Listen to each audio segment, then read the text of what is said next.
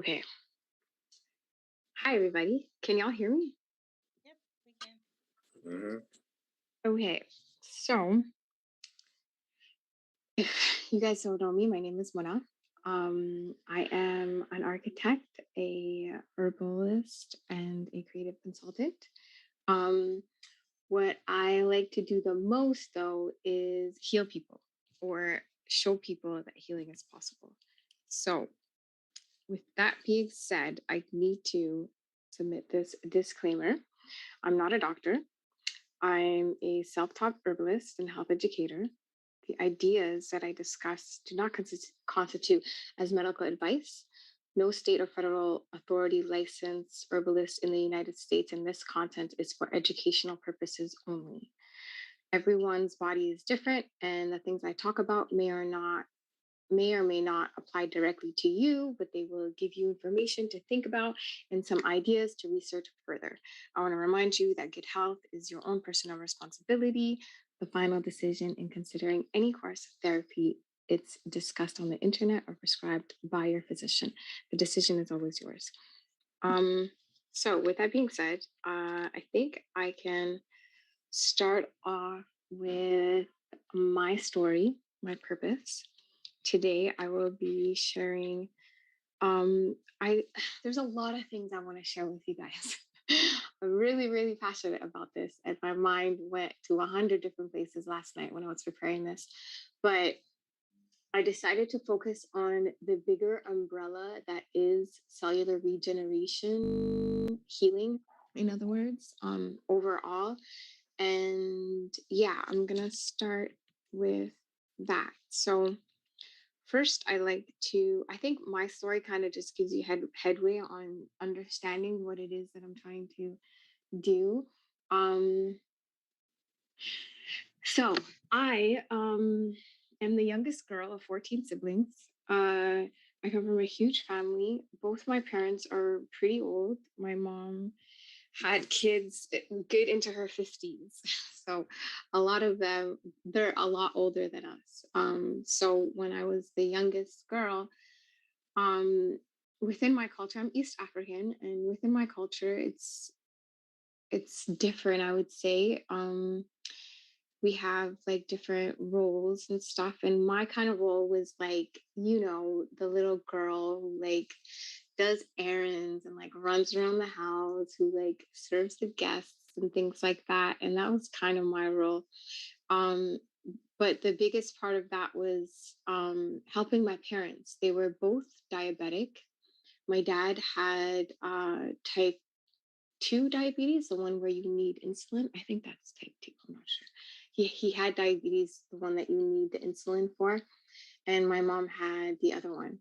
And eventually his diabetes and just seeing him come home with like bags and bags of medicine. I grew up in Saudi Arabia, by the way. So there they kind of prescribe more to European medicine, but it's like a concoction of different types of medical practices. So, and there's like no FDA type of regulations like they are here. They'll prescribe you whatever and anything that works, right? So I remember when when my dad would come home with like bags of medicine, literally, and I'd be like, "What is all of this stuff?"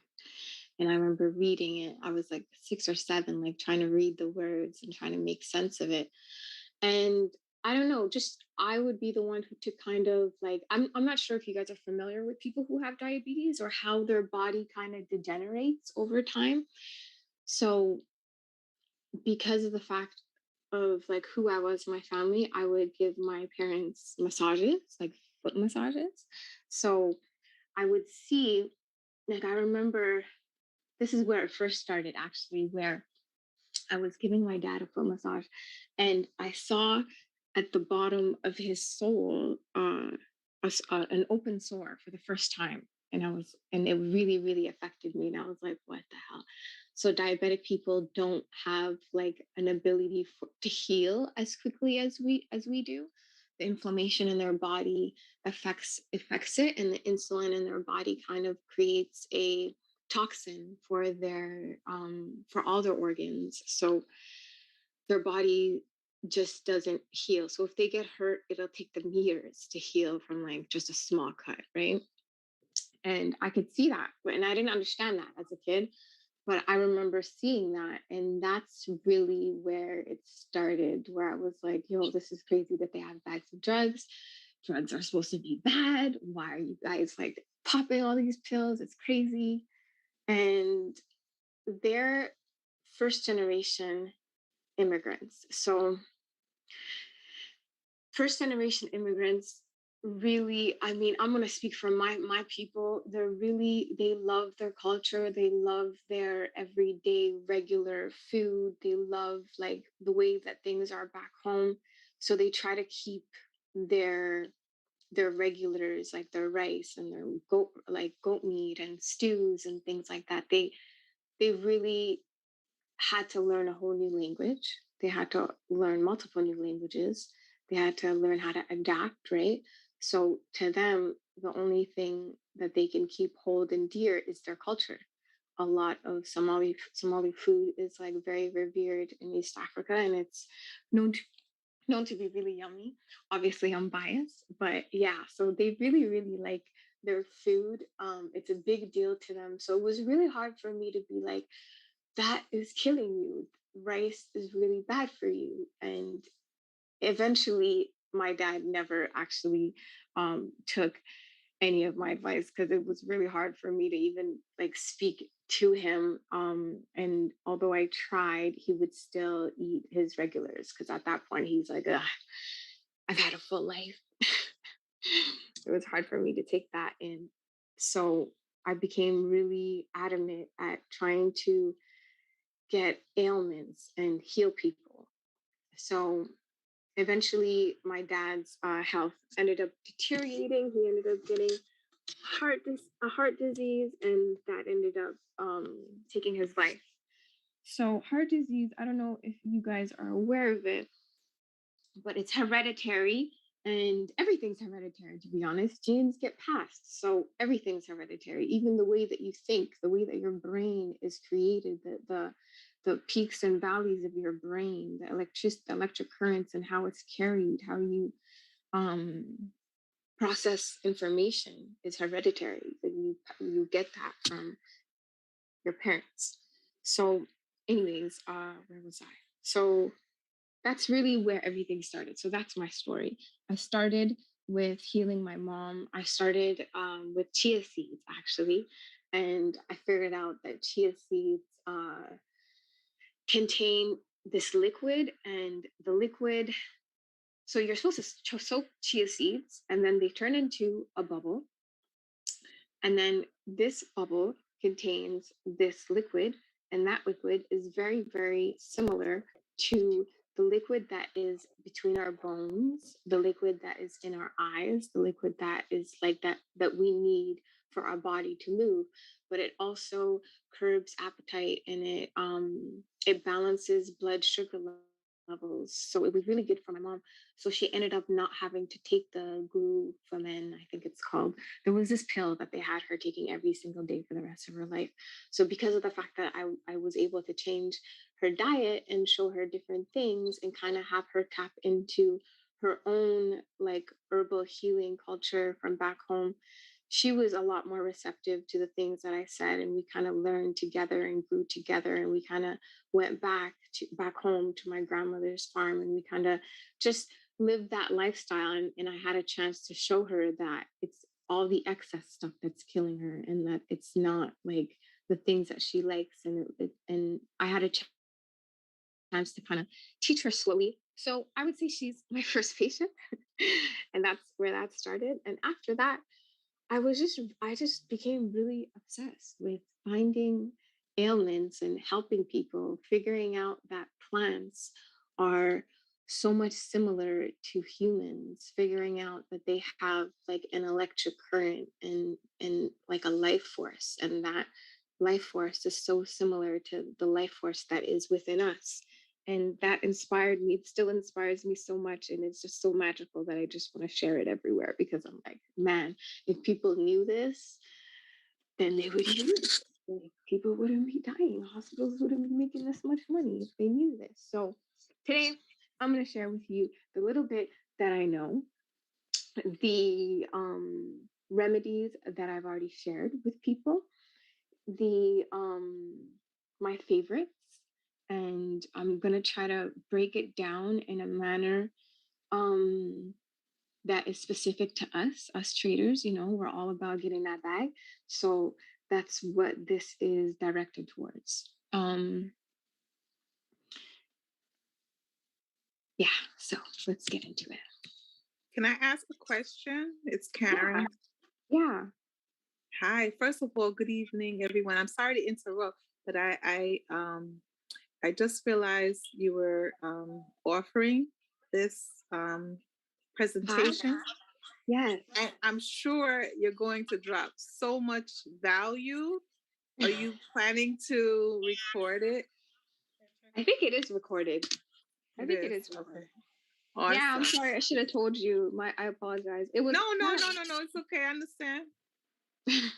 But I I think didn't it's want recorded. anyone else to Yeah. be able to miss it that's not here. So I just wanted to put that out there. Yeah. No. Perfect. Yeah. I want this to get to as much people as possible. So yeah, Great. I can see that it's recording. Perfect. And yeah, feel free to interrupt and ask whatever questions that you guys want whenever, because yeah, that's fine. Thank you. No problem.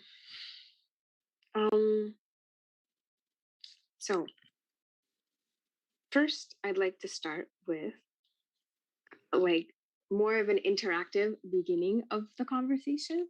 I have a lot of stuff to talk about, so I really hope I get to it all.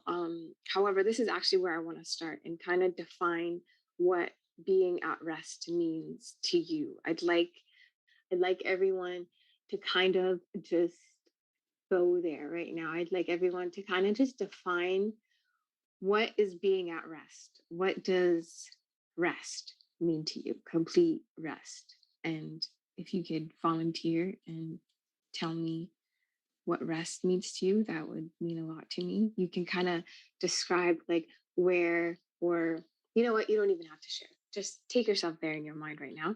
And just, I'd like for you to understand that rest is the beginning point of healing. It's the beginning point of your days, right?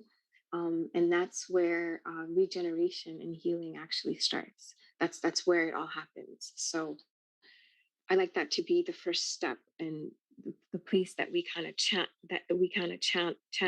Yeah, that we channel. um, I'd also like to somehow explain that when we wake up in the morning, we wake up from our rest positions. I'm pretty sure we're all familiar with sleep cycles, REM sleep cycles. I'm not too familiar with all the different levels, but I do know that there's one specific level of sleep that your body attains, and I think it's called N3. And within this REM cycle, that is where your body regenerates cells. That's where we get our deepest dreams. That's where our subconscious it has the most control. And that's where I would say you're centered. So I'll go over the sleep cycles and regeneration and all of that. I just wanted to get to the point of understanding that being centered within your being, within your core, within your mind, within your soul, being aligned like that and being centered should be a space that all of us try to attain, and not just attain it, but that's where you start your day off, right? I find that it's very easy for us to wake up in the morning and then all of a sudden be put into these spaces where we're interacting and we're activated, right? Remember, our minds are electric, our bodies are electric. We're thriving, living beings within every single part of ourselves. So every single interaction is there's an equal and opposite reaction to every single interaction within your day. So, for example, you get up, you open your phone, bam, there's a stressor right there. Someone called you, I don't know, your kids are annoying you, something, right? So right away, you get activated there. And there's science behind it. And MJ and I actually went over that this week in the think tank with the mastermind. Um, and there's other sciences behind that, but really, I want to just speak about energy and interaction with other energy right now, and knowing where your rest point is, and knowing what being centered means. And just if you think back to that question that I asked you, what does rest mean to you? And if you remember, just if you can just think about the way that you move about your morning, and the amount of things that just hit you, right? Breakfast, okay, gotta do this. Oh, I'm working.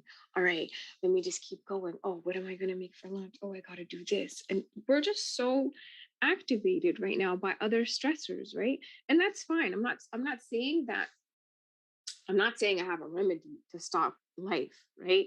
What I'm saying is, it's really important, if we're trying to be in these spaces where we're constantly interacting with news and darkness, and like like drama that's made up, if we're constantly in that space, and we're constantly doubting ourselves with our decision making, and we're making big choices, and if we're dibbling and dabbling in risk adversity, you cannot take that on without being centered. You cannot activate your body in those heightened states of stress without it affecting you and your telomeres, you and your cells, your genes on a cellular level. It's not just, oh, I'm going to thug it out today and I'm going to sleep and start over all day. No, these interactions affect you, and your cells either regenerate or they don't. They turn over and they fall. And that's called aging, which is slow death, right? So I I that's where I wanted to start off.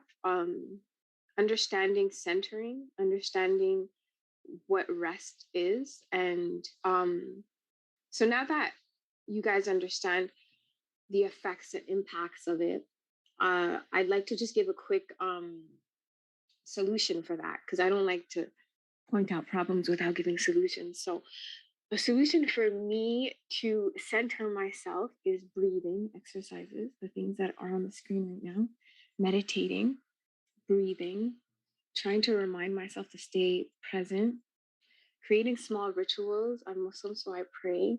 And the water when I'm washing myself kind of gets me centered. Um, Envisioning and visualizing, right? Embodying like where you want to be, and not just thinking about the charts and like your portfolio, but actually practicing um being centered. This is what it's all about, right? It's talking to yourself, it's meditating, it's breath work, it's really being connected to your body. And let me tell you why this is so important. This is so important because the medical industry got us away from ourselves, right? Before, remedies and ailments were just, oh, how do you feel? That I have a headache. Okay, let me mash up this leaf because it's known to heal you. And let me give you that leaf, drink it. And then people would sit around and wait. And then in that space and time, they were checking in with themselves. They had to practice being centered. You have to practice checking in with yourself to know what's going on. There's a lot of remedies that I'm going to be giving you guys, and a lot of them, like, it's not a game. Like, plants are just as strong as drugs, right? Drugs actually come from plants. They saw how amazing plants were, and they tried to recreate it, but they're not God, so it doesn't work like that, right? So I just would like to give a really big disclaimer that if you're going to take on any type of, even chamomile tea, for example, right? Let's say, I'm sure all of you have tried chamomile tea or have heard of it, right? So let's say you're drinking chamomile tea. Um, you know what it makes you feel like. You know the feelings. It's like a hug, right? It kind of puts you to sleep. It's calm. It's like a warm hug, kind of settles you. For a person who doesn't know how to check in with themselves, and if they're always activated out and about running, they wouldn't even feel that. They wouldn't even remember that, oh, yo, I took a cup of chamomile tea this morning. That's why I feel so lethargic right now. Okay. Or if I tell you to add chia seeds to your smoothies and you're aware that chia seeds dehydrates you, if you're running out and about, you're not going to be like, oh, how many times did I go to the washroom today? How much cups of water did I drink today? It's really important for us to engage within ourselves from a um, centering point of action. Like that's where we need to start. You have to be centered because therefore you understand the effects that these plants are having on you. Therefore, you understand and you can gauge the reactions that the actions you're taking throughout the day or the actions that other people are bestowing on you are doing to you. You know what the effect is. And the whole point of living life is like to be centered and at peace, right? And it's really not about centering and being at peace or yoga and all of these vibes. It's actually science. So we're gonna talk about that eventually. Um, any questions? No? Okay. I like to see the chat remarks, but how do I do that? You guys see that? I think Carrie Ann had her hand raised. Carrie Ann? Okay. Hi, Carrie Ann. Hi, I didn't realize it was raised. That must have been an accident. Oh, Karen. Karen, yeah, I apologize. No, Oh, no, no not you, problem. Karen. Carrie Ann. Oh, Carrie, okay. Carrie. Yeah, it was me. Okay. I had my hand raised, but it was when she was talking about what is rest for us. So that was it. But I put it in the chat. Oh, okay. Perfect. Can you read me the responses that people said? Oh, mine said I just said Sam said rest for him was being content. And then I said for me rest is being at peace. Awesome. Yes. So we're gonna so yeah, the point of me asking you guys that was just so that I can show you guys that not only should we be able to start our days there, we have to figure out a way to be able to get there whenever we're taken out of our zones, right? The more you interact with yourself in the state of being at rest and at peace, the more your body is able to heal and regenerate its cells. And it's not just about regenerating your cells, it's about regrowing your telomeres.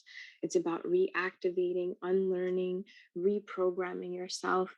And that's real growth, I would say. That's what I see as real growth, healing, aging in the proper manner without any environmental effects or without making the system an excuse. I just really like to point out that that is like going home to yourself, right? Creating a space and just having an idea in your mind of what rest and being centered is. I find a lot of people that I interact with aren't centered, and I'm I'm an empath, so I can feel a lot of people's energies very easily, and it hurts me that people are just taking on these huge tasks about like financial freedom or like, yo, I'm fighting for my family, yet they struggle to like practice being centered with themselves, which I see as the most primitive thing that we have control over.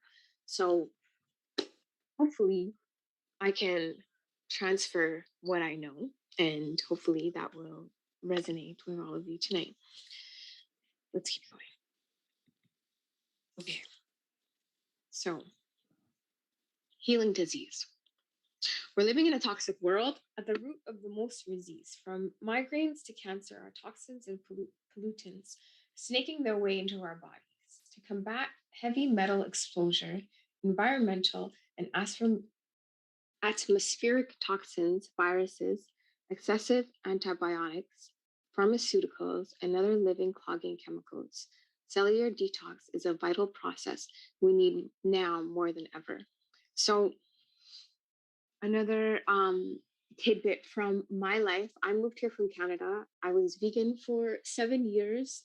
I moved here, and within the first month, I lived in a hotel, and I had to eat like restaurant food and like Panera bread, and like I had to figure out what the hell to eat every day from the stores, right?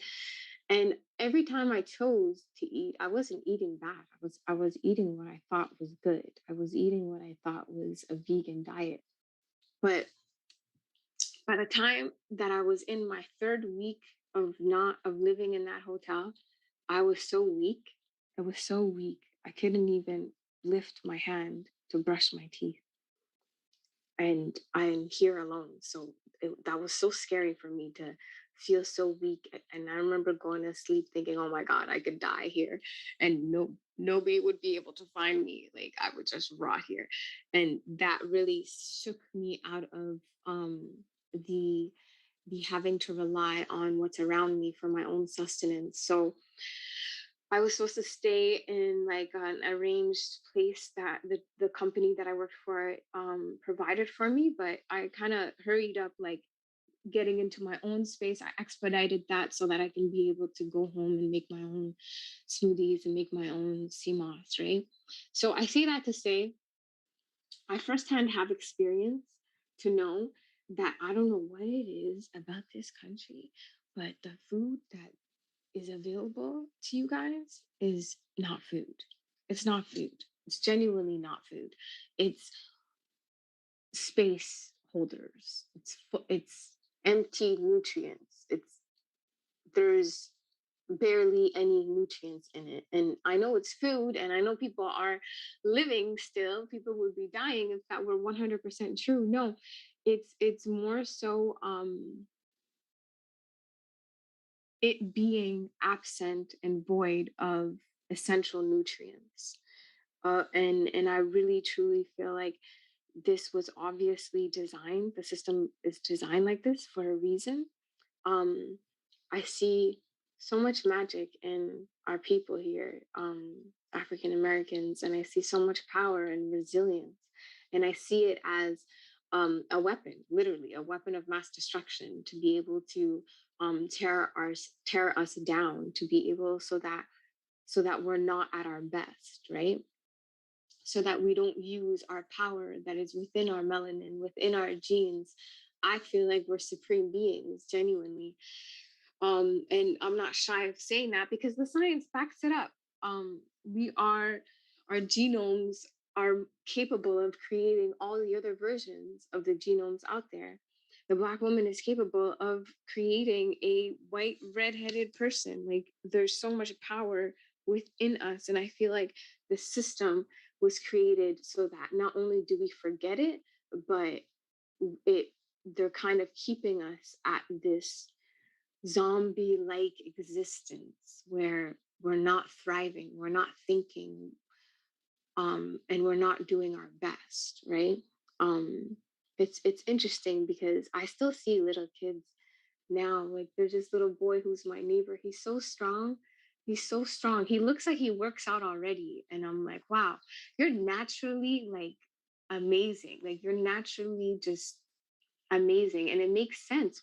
It makes sense why they would be so afraid of us because naturally we're just amazing. I don't know how else to say that. It just is what it is. So, yeah, I feel like it's really important that I communicate that what's available and what you guys have been surviving off of is subpar. If you would like to be thriving, if you would like to live long, if you would like to live a healthy, disease-free life, it's not enough. It's subpar. It's not enough. And if you're not already on superfoods, then know that for a fact that you've never experienced your best self within, when it comes to how you think, when it comes to how quickly your body can deplete itself of toxins. Um, if let's say for example a vegan person, if they drink coffee, right?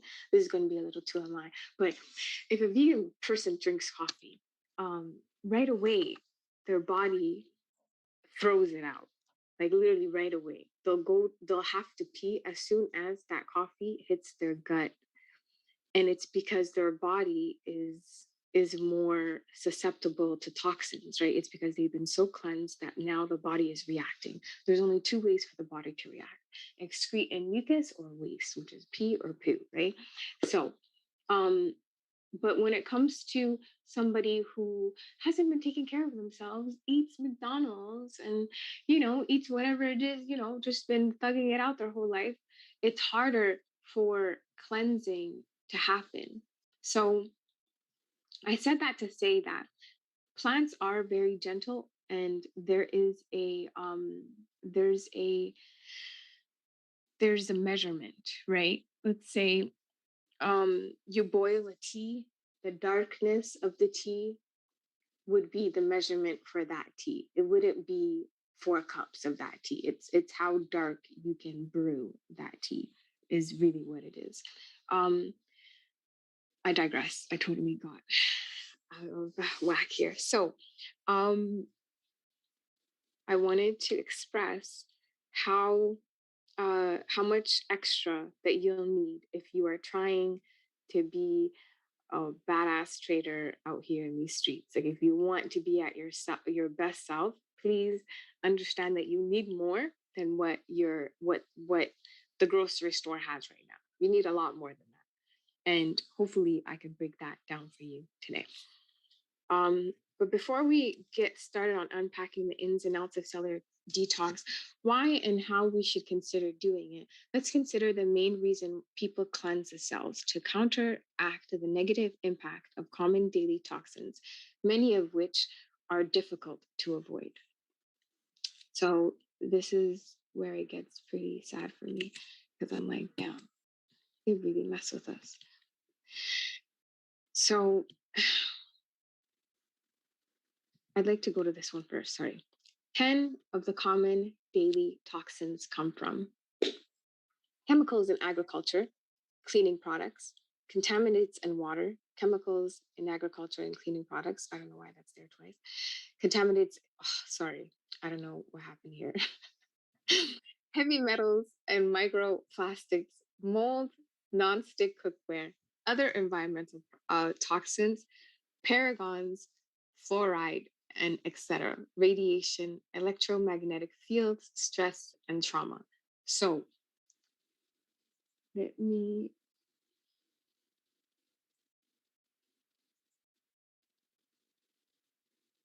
just get the original two, sorry. Um,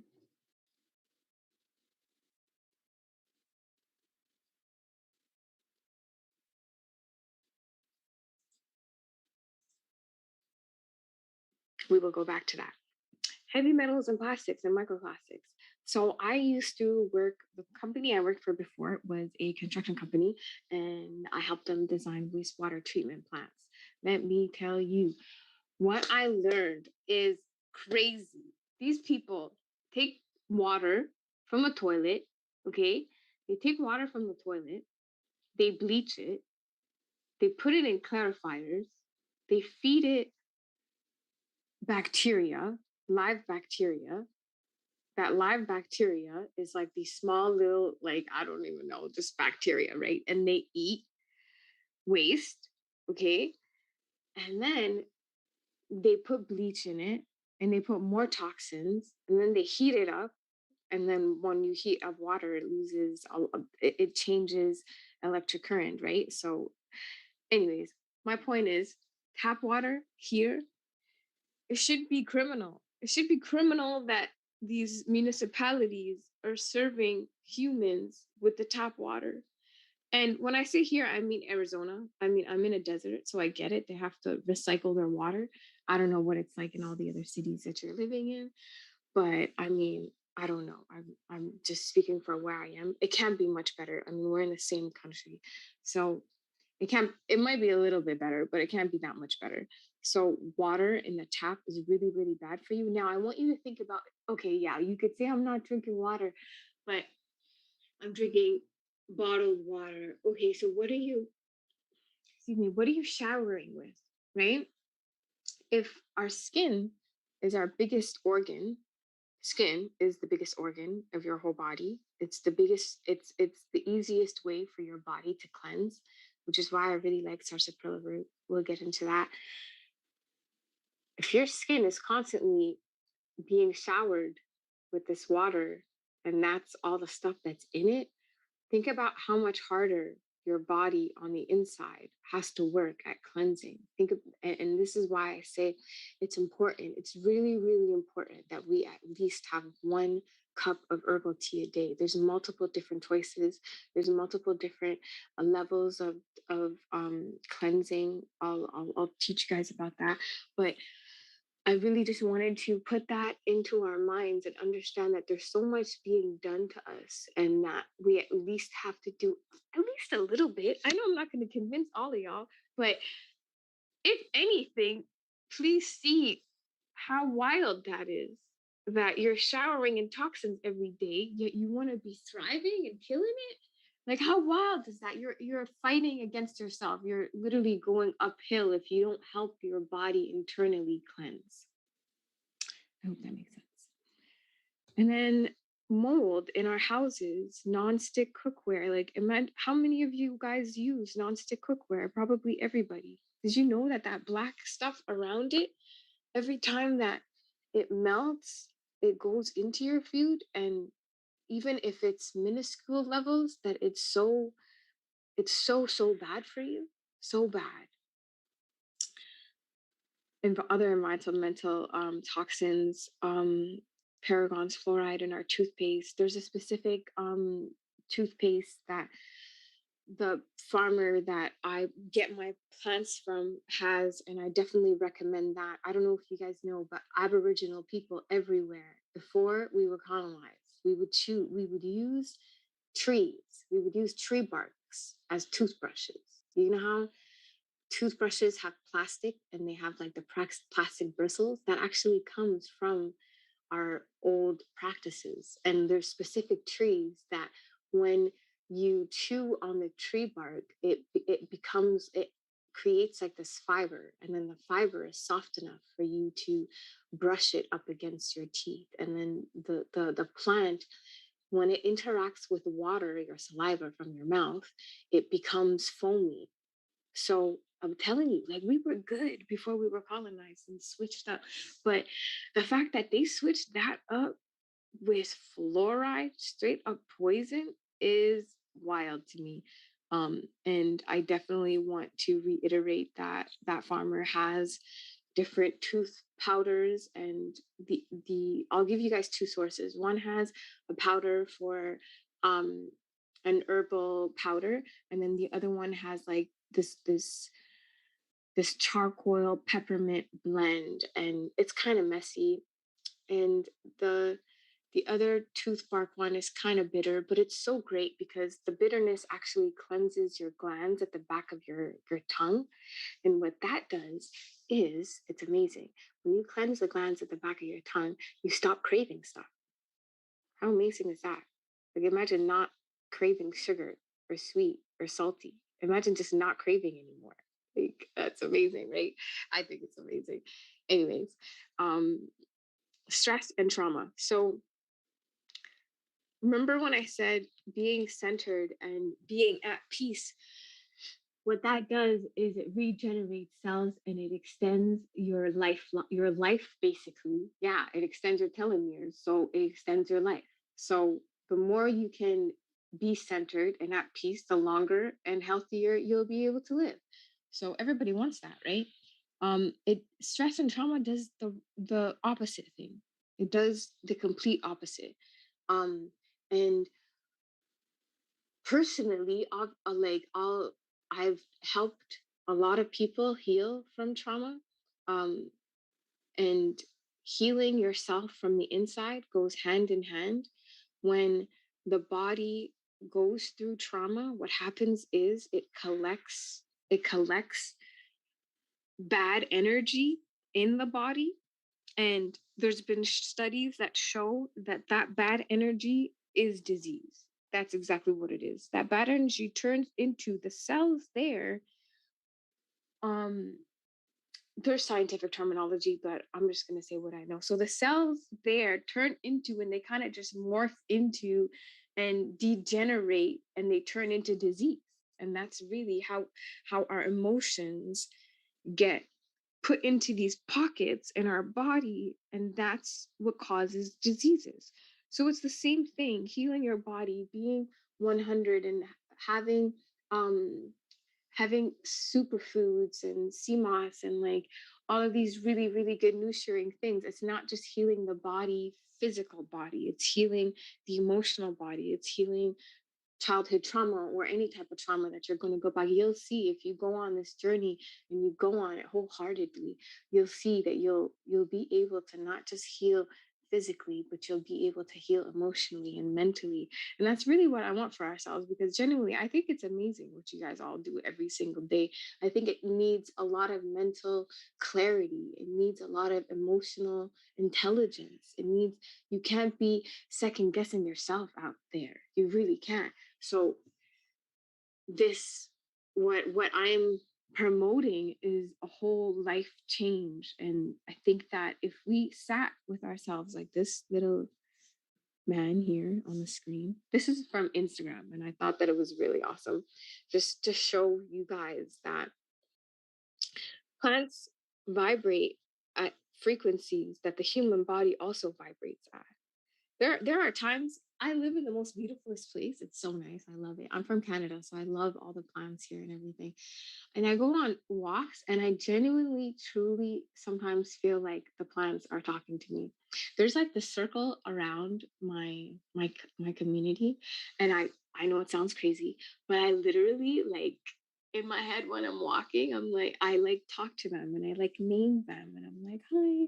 And it's just, they give me energy, they really do. And I literally feel like they're saluting me when I'm like walking to the gym, and like they're telling me, oh, you're amazing, go hard. Like I genuinely feel like I communicate with plants. And I think that it's not just a me thing. I think that's a space that we can all attain. And that's what I am supporting. Top 7 benefits of cellular detox. So I had some, this is the one I wanted to go to. So I spoke a lot about on this, the stuff that's here, but I'll read it. A necessary shift. Our body's main energy source by name is adenosine 5 triphosphate, ATP, about 80 pounds of which is created, used, and replenished by the human body every single day. So think about it. The human body needs 80 pounds of that substance. And it's created by our body, but our body needs it at the same time. You really think that this food system here in America is going to give you that? It never gives you that. We're all walking around deficient and freaking zombies because we're basically just taking in what they give us, right? That alone should be mind-boggling. It was to me when I learned it. It really was. Um, all right, I am crazy. Anyways, so those 80 pounds of energy are powering 37 trillion cells. 37 trillion cells within your body. And those cells are your life force. Toxins like heavy metals tend to build up the cellular level in these processes, causing the mitochondrial membranes within the cells to produce a deficit in ATP. So, first of all, we're not getting it, right? We're definitely not getting what we need. And then now all of the toxins in our water, toxins in our food are taking what we do have within us. And that truly is, I feel like that was the whole plan. Like, even if we don't get food that we need, we're still amazing. So now let us give them poison. Let us give them government cheese. Let's give them garbage. So So even if they don't get what they need, they don't have amazing kids that will come from them, that are highly powered within their own life forces. So it's crazy, man. Anyways, ATP is like energy currency within your cells. Just like storing money at the bank, this key molecule stores and transfers energy. Then your body creates waste like free radicals, which then causes oxidative damage and cellular breakdown as a product. Our systems must balance both jobs. As much as we are creators, we are also destroyers. So let's go back to where it said, then your body creates waste like free radicals, which then causes oxidative damage and cellular breakdown as a byproduct. This is aging. This is what happens to your body when you're aging. It's a natural process. I'm not telling y'all that you're not going to grow old and die. That's going to happen inevitably, but we're going to slow it down. We're going to try to create more of a life force. I have an older sister who is 47, and she I should have brought pictures actually. Anyways, she listened to me. And she's been aging backwards, and she looks like she's like 50 now. It's amazing. She's been on a vegan diet for 3 years now, and it's wild. She completely aged backwards. And that's possible. That's what our bodies are supposed to be doing, y'all. We're not supposed to be looking all gray and ashy. No, we're supposed to be glowing. Okay. That's what happens when you give your body the 80 pounds of triphosphate that it needs. You'll see. Not only will your nails grow so fast, that's kind of annoying, but your hair will grow really fast. Your skin will glow. Like melanin has the ability to take in the sun and create its own energy. I don't think y'all understand. We're literally walking amazing plants, even better than plants. And there's a reason why the levels of Black people going into a hospital and coming out are 1 in 8. There's a reason why 1 in 3 Black females walk into a hospital and that one doesn't come back. I genuinely feel like it's not even a conspiracy theory. I mean, fill in the blanks for yourself. But I really think they're trying to kill us because we're amazing, right? So take that for whatever it means for you, but that's my opinion. All right, so let's move on to 7 benefits of cellular detox. I think I'm missing one. Sorry, y'all.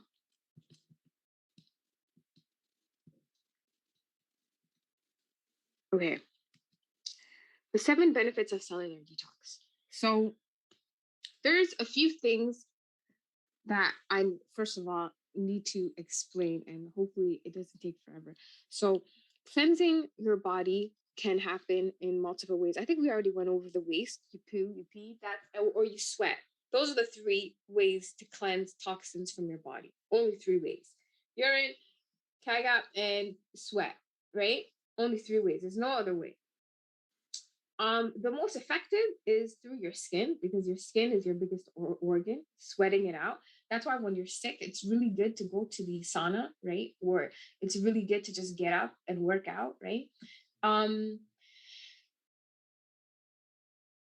There's let me start with this. So let me tell you, there is a plant.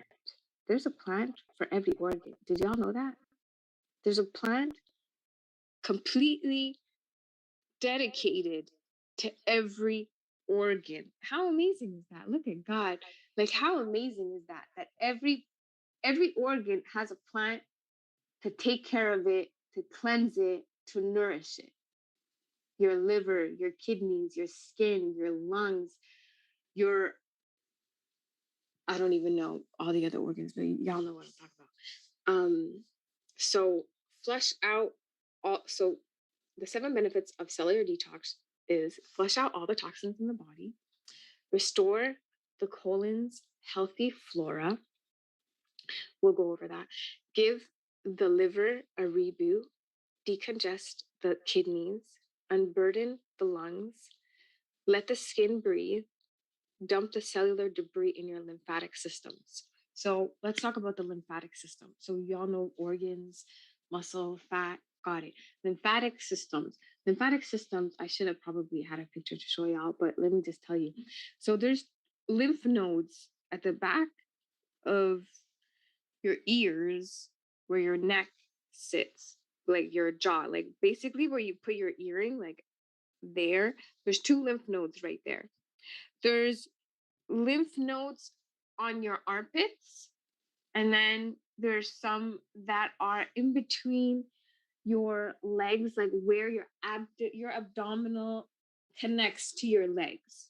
Okay, and it's important for you to know that because first of all, um, it's they're connected to some of the biggest cartilages of your body, and like you know how like when in the movies, I'm sure you've seen people being cut and like they die right away. You're able to bleed out right away, but it's also the biggest cartilage because it has the ability to store toxins within it, right? And that's our. It's think of it as like just a balloon. It's like a balloon, and after a while, if you're too toxic and you've been eating crap or you're living in a place where there's an oil and gas refinery, so your water's crap, your air is crap, it's just bad altogether, right? So your lymph nodes will be full of toxins, and there's a lot of diseases that if you think about it, if the lymph nodes are next to the biggest cartilages that carry blood, right, then the toxins are now being filtered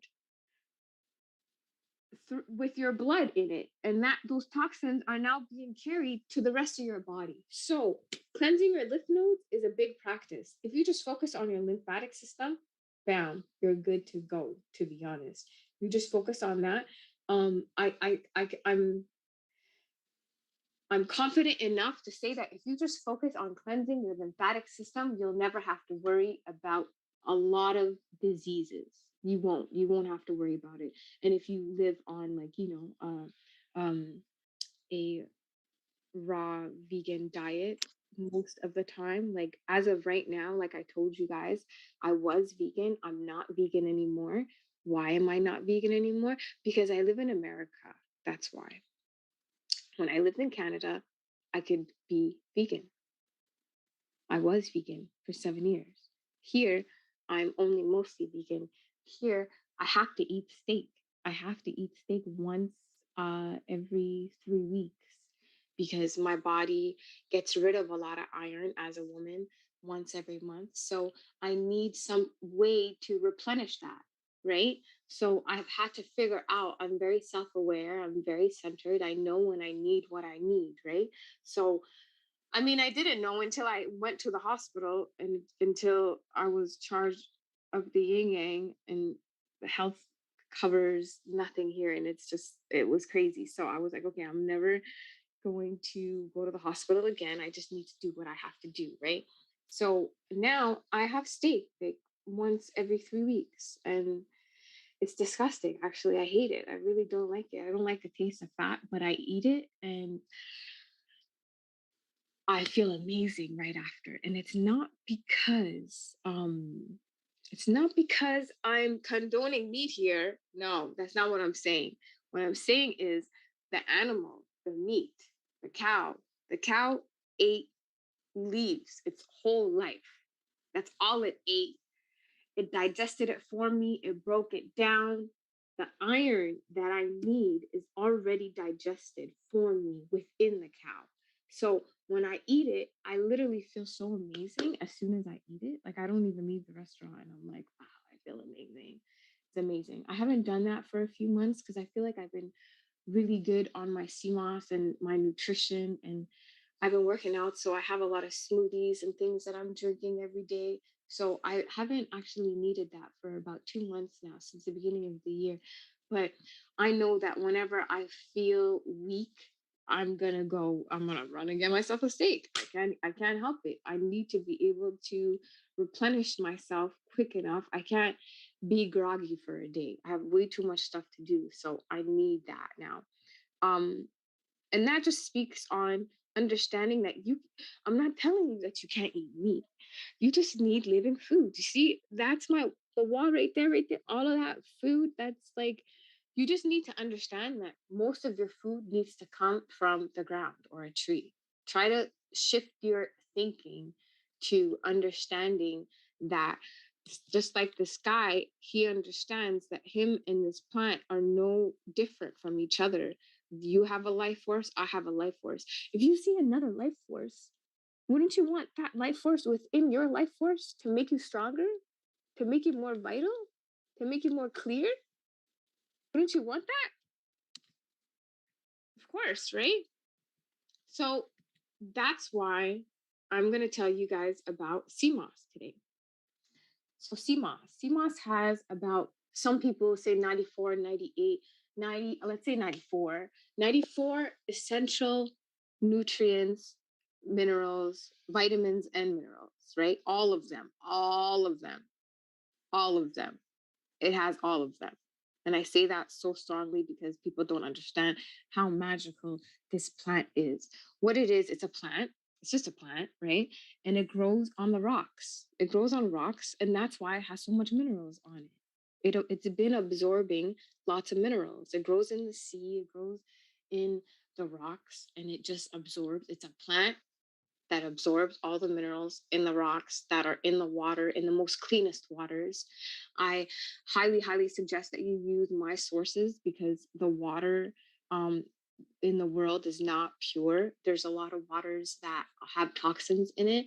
And I've spent a lot of years going through different people, assessing myself. I don't just take plants, guys. I literally take it and then I stop taking everything else, right? I test myself and then I switch it up. I change the measurements. I see if this has been making me feel energetic. I see how hard I was able to work out. I see my moods. It's a whole process. Like herbalism is not just, oh, I think this is gonna work. No, it's a tested and true process. Not only did I test it out on myself, I tested it out on my community and my village and my people, and I've been able to heal a lot of people, actually, a lot of people. I was able to reverse, not me, God did it, but my brother was able to reverse his diabetes. He was 34 when he was diagnosed with diabetes, which is not surprising because both of our parents were diabetic. Um, I was able to make sure that my little brother, my 18-year-old little brother, didn't need glasses anymore. He had to wear glasses his whole life. And out of nowhere, he just didn't need his glasses anymore. How amazing is that? I was able to help one of my sisters who had some issues with her kidney and liver. Um, I was able to help her with that, and her whole face and everything changed. It was as if like she just got so much, like just back to her natural self. She looked amazing. She was glowing. But anyways, so CMOS. CMOS is a real deal, guys. If you guys don't have it in your house, go get it. Go get some because this is basically life force right here. It's right here, life force. So with CMOS, I add, what is it called? Sea bladderwrack, which is a different herb, and it constitutes 108 vitamins and minerals that your whole body is made of. Remember the ETA that we talked about? That constitute that's the current, that's the electric that's the energy source, right? So think about the minerals and vitamins that it creates to get that energy source. I used to talk about it in a means of like fuel and car, but it's actually bigger than that.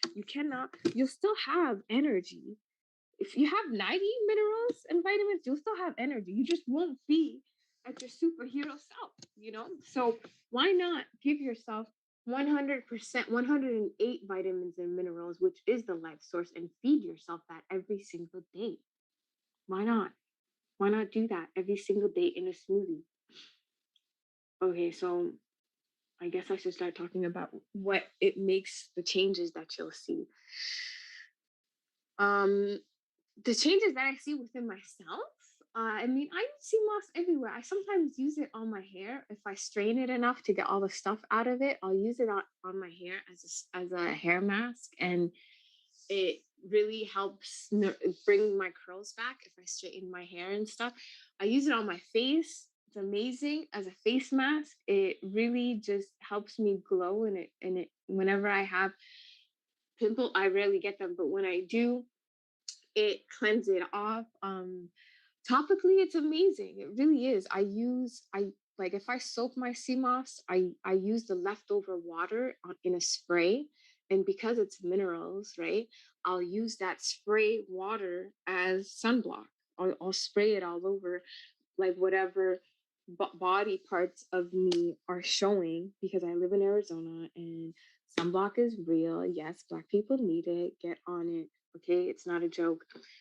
So I use that as sunblock. I just love it. I absolutely love it. Hence Babe.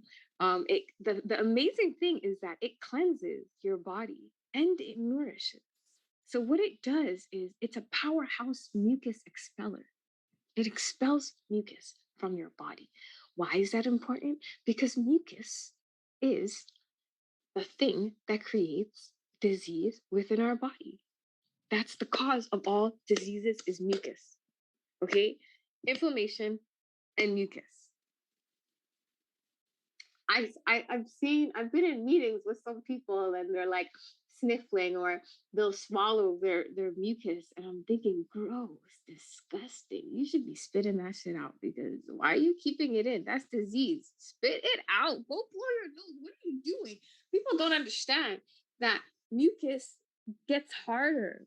It gets harder within your esophagus. And when it gets harder, it turns into like a glue-like substance within your esophagus, within your lungs, within your intestines, within your digestive system, and that's what creates disease. So why would you not just go blow your nose, bro, or go spit it out? It's disgusting. But anyways, I digress. Sea moss. Sea moss is amazing. It for me, I take sea moss and I work out like times three. Like it's been amazing. It's been amazing to see how much my body has changed, to see how much I'm capable of lifting. Um I sometimes my life gets overwhelming because of all the things that are going on, so I'll fall off, but it's not because I'm not nourished. I'll go back again and I'll be able to do exactly what I was capable of doing. I'll be able to lift the 85 that I was lifting before. I'll be able to do the exact same thing. And not it's amazing because when you have all of those nourishments within you, not only are you capable of expelling the mucus and getting rid of the whatever the source of disease, you're able to nourish yourself to the levels of life force. You're able to not just give yourself, oh, I'm just going to have some spinach with my eggs. No, this is life force. This is not just a supplement, it's pure life force. I can't stress that enough. It's not a joke. You guys should all have it. If you're trying to use your brain, if you're trying to use your body, if you're trying to be your best self, you should have pounds and pounds of this. Please go get it. I'm not affiliated with anybody. I'm just sharing what I know. So this is I wanted to do this for you guys, but something has come up. There's this guy, I used to get his stuff. He's Canadian. He gets his sea moss from Ghana. And it's a pretty long video. However, we're not going to watch the whole thing. I just want you guys to see. He's pretty eccentric, and it's funny because I'm pretty eccentric about it too. We'll start watching it, okay? Are you guys still on the call? What's going on? Y'all are too quiet. Nah, we here. We going in. Still here. Okay. We here. All right. So Very informative.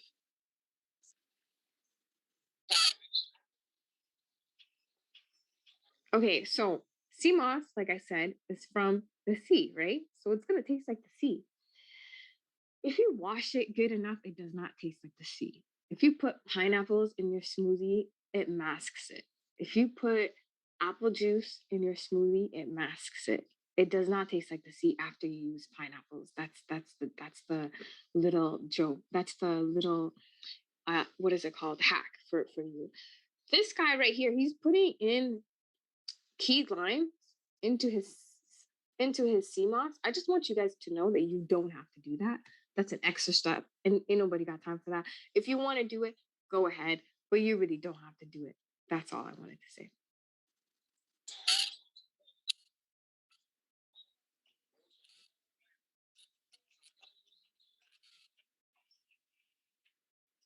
Oh no, we can't hear. Is there a sound? Yeah, you're supposed to be able to hear it. Why aren't you hearing it? I How do I do this? hear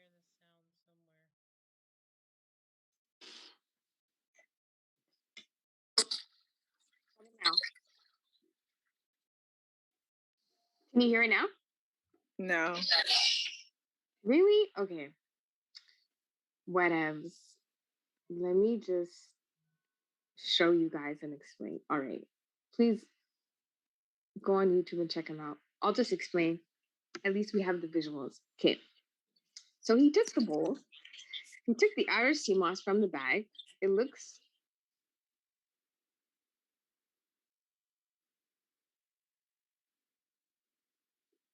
like that. What? No, sorry. Fail. Okay. It looks like what it looks like in his hand right there. It looks like a stiff plant, right? And when you put it in the water, it starts looking like this, right? So what you will need is a bowl like this to rinse it out in. And like I said, you don't need the limes, right?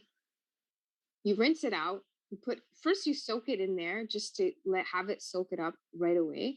And then you go and you put it in a colander. Use warm water, not hot water.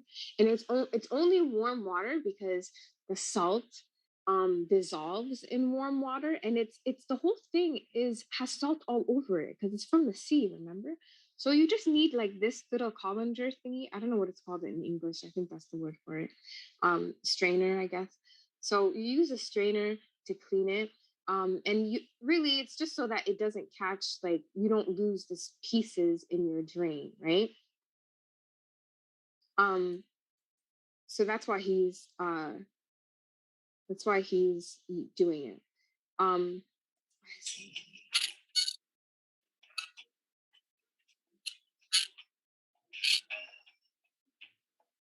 so you guys can't hear it for real? Why? Anyways, it's okay. Sorry. So he washes it in the sink to get rid of the salt. End of story. You soak it. Once you wash it, you put it back in the bowl and you fill it with 4 times the amount. You just eyeball it. It really doesn't matter how much water you use. Okay, guys, don't stress yourself. You just make sure that it has enough water to absorb itself. So if you put in a handful of sea moss, then you put 4 handfuls of water in it. Does that make sense?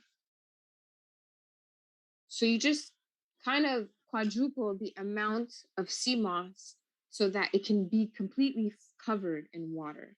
And then you wait 4 hours until it soaks, at least 4 hours until it soaks, until it completely is absorbed by the sea moss. And then it looks like this.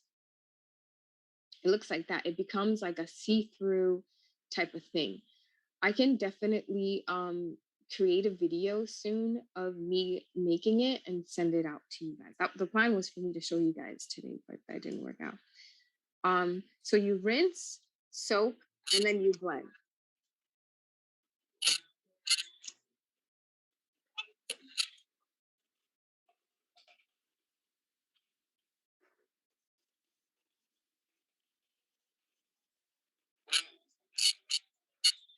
So boom, he put the sea moss in the blender, and then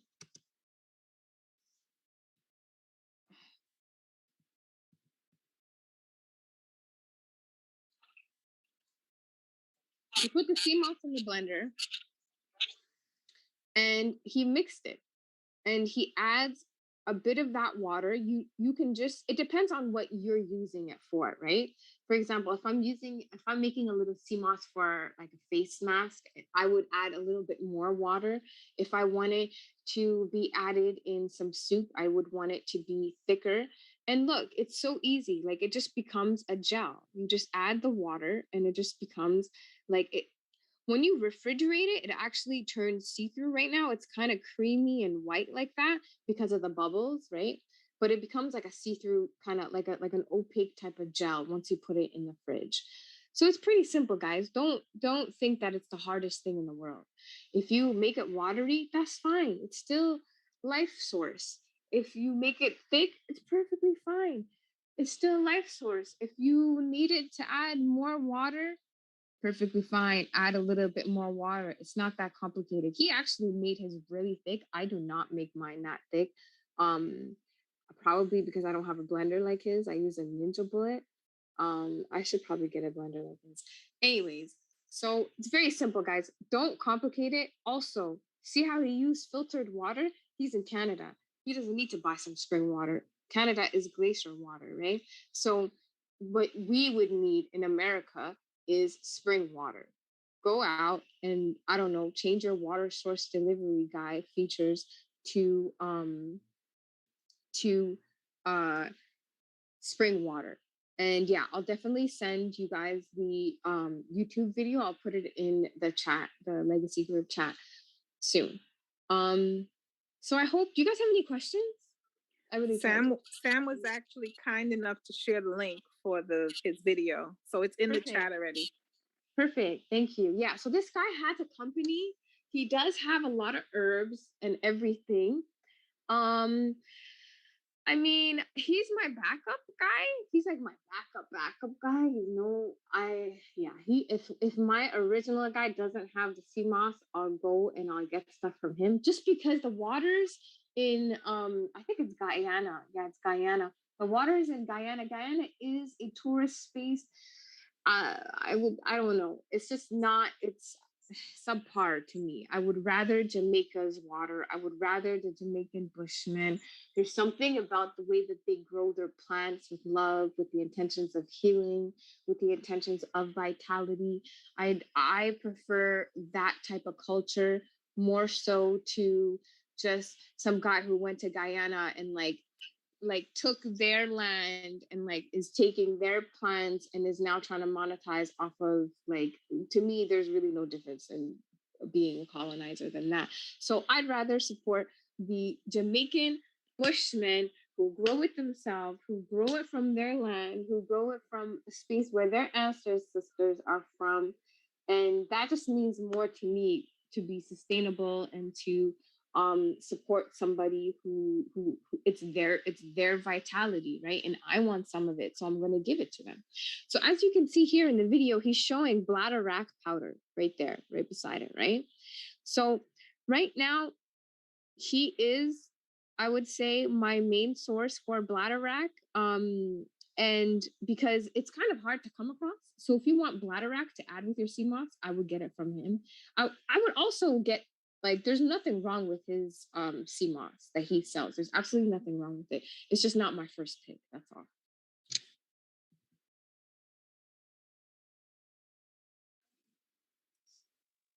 I just wanted to mention that I think the lime helps with the smell. I grew up in Jamaica, so I'm accustomed to sea moss and that smell.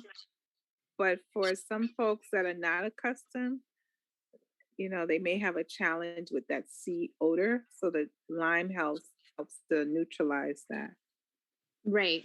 I mean, if you wash it properly, trust me, the smell doesn't. I don't know. It's So not when a I was big growing deal. up, to me, sea moss smells like home, right? So when I grew up in the Bronx, but my family is from St. Kitts, and that's where I was born. My brother-in-law, he used to just soak it overnight, and it would just get rid of the scent. Like we never use lime or anything like that. Yeah, you really don't need to. You really don't need to. It's not a necessity. If you want to, yes. And if you're going to be using limes, then it should be key limes. Key limes. Like they're smaller. Their key limes have seeds in them. Fruits with seeds in them are more of they're more pure. Don't get any, like, I don't know, man-made lemons and expect to add it to your sea moss and expect for it to do much. I mean, it's not gonna ruin it, but like it's not gonna do much for you. If you're going for vitality, then go for all the vitality, all the seeds, all the nourishments, all the organics. Do what you gotta do, right? Um, and while we're on that topic, actually, organic and regular produce here in America. Let's talk about that. Do any of you guys actually purchase organic groceries? All organic? Absolutely. All organic? Not all. Most things are organic, but not all. I mean, and honestly, I don't even know if what we're buying when we're buying organic is truly organic, because I had watched something on YouTube. It was a Vice documentary on this major player in the organic field, where he was pretty much buying regular seeds and marketing them as organic seeds, and then the farmers would buy them as organic seed and then sell them as organic fruits and vegetables. But the source of it, the seeds were never organic to begin with. He was doing this shit for like years. He only got caught in like 2019, and he's only doing like 10 years, and had like maybe a $100,000 fine. So I'm kind of skeptical on organic, even though I know technically it's supposed to be better for us. Yeah, it is. It is. I mean, the amazing thing is that you don't even have to worry about that. I'm here to tell you, you don't have to worry about it being organic or not organic. Buy what you're gonna buy. Buy the cheap kind. It doesn't matter, because you know what? I have some herbs. All of these cleansing herbs that I'm gonna tell you guys. That's the point of it. It's going to help you. It's going to help you cleanse from all the extra shit that they put in our foods. Does that make sense? This is why it's very, very, um, it's very imperative that you pick your favorite herbal green tea. Pick your favorite one. Go on the websites that I'm going to share with you. Read what they each do. Read what it's good for. Understand yourself too. Like, what am I struggling with? Oh, the doctor told me my liver is pretty fatty, or I don't know, I drink a lot, so I'm going to need to cleanse my liver and my kidneys. Like, know yourself. Know yourself before you go out to look for remedies, first of all, right? Second, understand that you need to go find a plant for your ailments, for what's wrong with you, right? And then when you go find them, understand that it's not just the, oh, once a month, once a year type of thing. It has to be a part of your daily like schedule. It has to be a part of your daily supplement taking, right? And cleansing. And I would really recommend always do the process of elimination, which is only do one thing at a time, right? The other day I recommended some what is it called, what's the word, ovarian plants um that focus on the female ovaries and cleansing it for like fibroid cystic cells and things like that. And the young lady also had issues with her skin. She said she wanted to do stuff for anxiety, and then she also said that she wanted to like get help during her menstrual cycles. So I had to tell her, listen, one of them is a cleanser and one of them is a nourisher. So which one do you want to fix and on which days? You can't do both of them. Don't think that you can take a cleansing tea while you're trying to nourish yourself. That doesn't work. Everything flushes out. There's a science to these things, and you don't really need to become as much of an herbalist and waste your time on this as much as possible if you just know these key things that I'm telling you. There's a plant for every organ, right? Figure out what those plants are, supplement it into your, either you can put, you don't need to brew teas, you really don't. You can take some of that powdered plant and put it in your smoothie if you'd like. You don't need to brew the teas. You can at least have 1 to 3 cups of it, of whatever cleansing teas. You need 1 to 3 cups. Nourishing teas, you really just need one because they're that strong and powerful.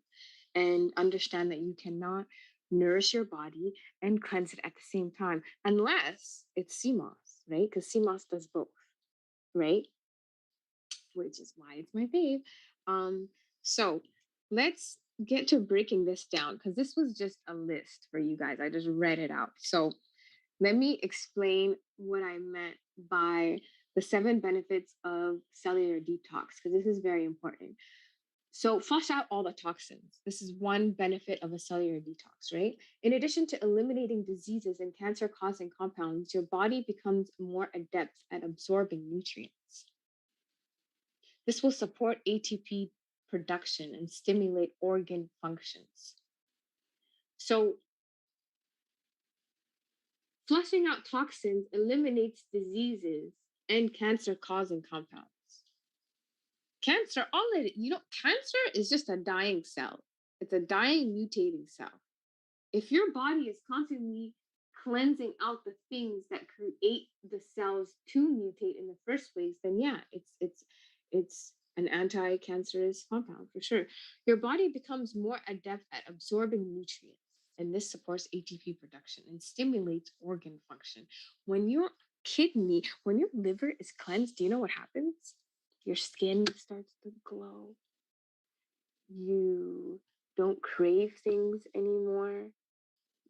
Your body is the liver is a filter for the body, right? Your urine is no longer dark yellow, it's just watery. Um your yeah, I think the most obvious thing is skin. My skin is on point when I'm cleansing my liver. It's amazing. That's really the most obvious thing, but there's a lot of things that happen. But anyways, so number 2, restore the colon's healthy flora. The body's first line of defense includes the good bacteria within the colon, the intestines. These healthy bacteria help with digestion and your regular toxin removal beyond cleansing process. If you want to be well, a cleansed colon is an excellent first step. Give the liver a reboot. Not only does the liver aid in digestion, it's also a protein synthesized hormone producing organ. Check that out. It's also a protein synthesized and hormone producing organ. All right, so that's huge. Like none of the protein in our body even gets synthesized, and if it doesn't get synthesized, then our muscles don't have the what is it called? It's a some acid, absorbic acid that it needs in order for those muscles to rip and build, right? So if your liver's not good, then that's probably why your gym's not paying off. Um, a body, an organ that detoxifies the body's fluids. Its alchemy includes altering the composition of toxic substances so in the cellular cleansing processes, you're helping the liver return to its best. Decongest the kidneys. A water electrolyte balance is required to have effective metabolic function. And while your kidneys filter blood, they're doing more than that. Removing toxins and excess minerals in addition to urea is a tough job. So your kidneys cleanse your blood and it also cleanses your urea. That's huge. That's probably why people always need kidney transplants, eh? Because you really can't live with that. Otherwise, your body would just eat and the toxins would sit inside you. See, you wouldn't have to rely on a system or rely on waiting for a replacement if you knew about how to nourish yourself and that. And now you know how powerful the kidney is, right? I'll give you guys the sources. You literally just have to search kidney and then it'll show you which herb he recommends for the kidney. And it's not just him. There's other books that I can give you guys that will tell you about plants and what they've been used to heal for years and years and years. What time is it? I feel like I'm talking a lot. So 5, unburden the lungs. Every day, the lungs take oxygen from the atmosphere, transfer it to the bloodstream, and then exchange it for CO2.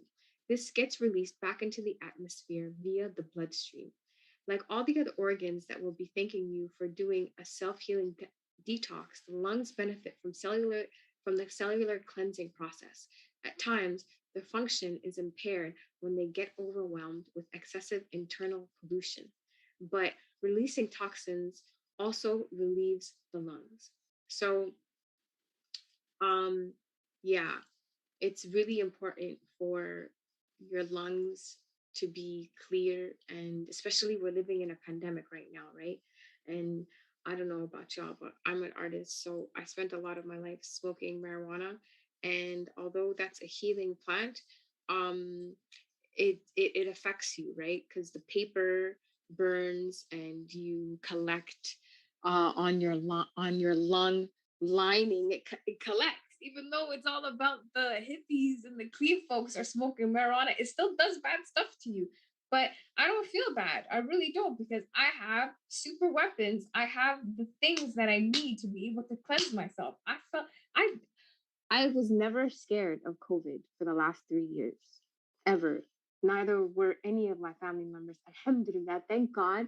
I didn't lose anybody, and I'm really, really grateful for that. And I sent they all had their backups. Like each person has their apothecary at every family house of mine. When you know the way that your body works, and you know that there's a source of healing, and you know where to get it, then you don't have to be afraid of the system, that the hand that we're dealt as Black people here. You really don't have to be afraid of it. That, like, when you know your source of energy and vitality are those farmers there, and really it just depends on how much they have it, then your only problem is going to be, yo, when is your next shipment going to be made, right? Like, when are you going to give me my blue vervain? I need that. Right? And you can't really rush that. Nature can't be rushed at all. Yeah. I'm just reading your messages right now. Yeah, in Dominican, I'm not sure. Dominica is really, I mean, think about it. Sea moss is a plant that soaks up water. If the water is dirty or touched in any manner, would you want that sea moss? I wouldn't.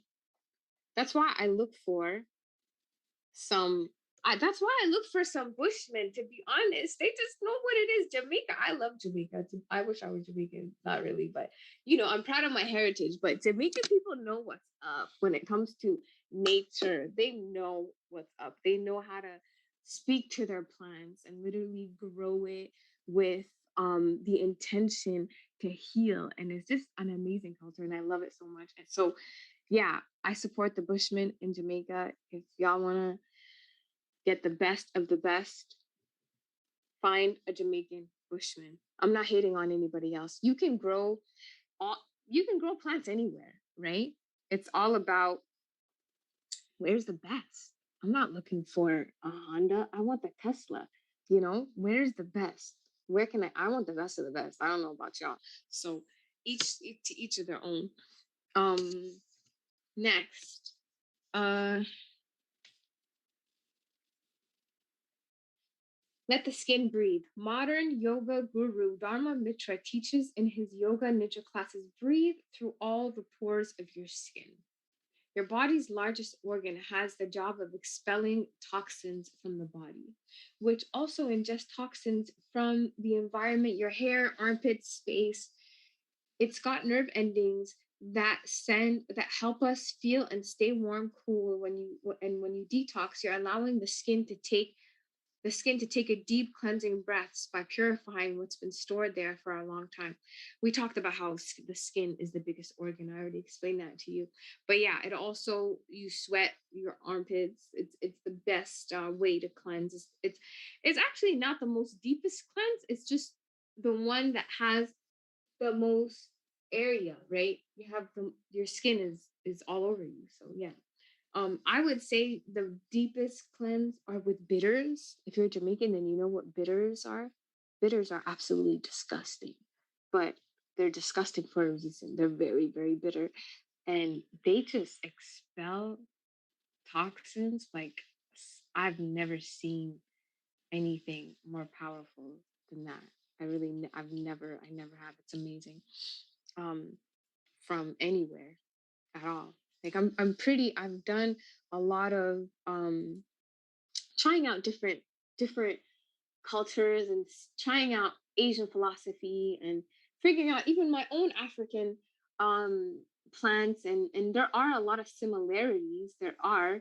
However, our land has been so impacted. Like we used to have so much minerals, and where I'm from right now, there's a drought. There's a war right now. So I don't have the ability to go back. However, Jamaica is untouched. Not that I'm telling y'all to go back there right now and mess it up for the rest of us. Please don't do that. Just support the Bushmen. That's all. Um, dump the cellular debris in your lymphatic system. We spoke about this. The system is carrying lymph fluids all around the body, directionally towards your heart. Remember how I told you the lymph nodes, there's 6 of them? The traffic that's coming from them goes straight to your heart. So if you're filled with toxins, where are those toxins going? To your heart and back to everywhere else, because blood travels throughout your whole body, right? That's crazy if you think about it. That's absolutely that's just wild. The way that our human body is created, and yeah, I'm sorry. This is really a big deal to me. When you sweat, some of these toxins get dumped back into our intestines to be removed. So why not help it? Why not help the system release, right? So you can cleanse if you dry brush your body, that's you helping your lymphatic system. If you go into the shower and you like exfoliate with a dry brush in the shower, you're supposed to do it towards your heart, right? And that allows it so that the toxins are easily broken up. That's I read that. I don't see how that's possible because gravity works the other way. So I don't know. I don't know. I really don't think that me brushing my skin is going to help my lymphatic system. So what I do is I just drink tea that's specifically for my lymphatic system, right? Um Next, I think we're done. We're done with that. We were here, but okay, now let's get to my faves. If you guys have any questions, this is where you guys can ask the questions. No, no questions? All right, let's keep going. Um, so my favorites are one of them is stinging nettle. Let me, sorry, give me 1 second.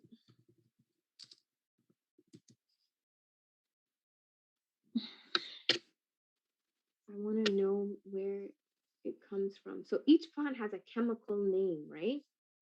And be very careful with that too. Each plant has a chemical name. So stinging nettle from Jamaica has a different name than stinging nettle in anywhere else. Okay, know that. So if somebody prescribes to you, oh, if I tell you, oh, you need Eurydica doica, like don't go to, I don't know, Canada and get the plants that grow there. It's totally different.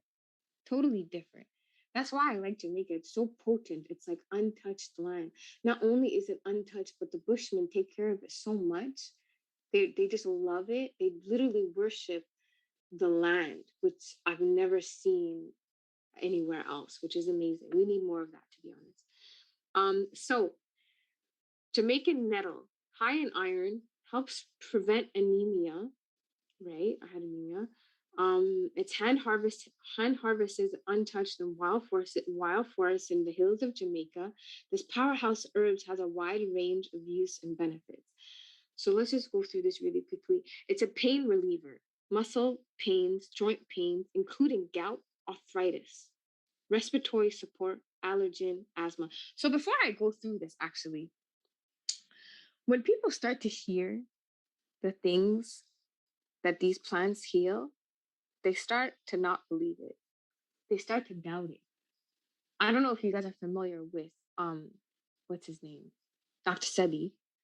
But Dr. Sebi went and he fought. He fought for the truth all the way up to the Supreme Court. That's not a joke. He had 31 and he had about 90, but in the end he got like 31 witnesses. Only 31 of them ended up surviving because they killed all the rest of them. the people that he healed from herpes, HIV, cancer, they went from 90 to 30. And it went all the way to the Supreme Court. Where have you ever heard of a black man's case going all the way to the Supreme Court? That's big things right there.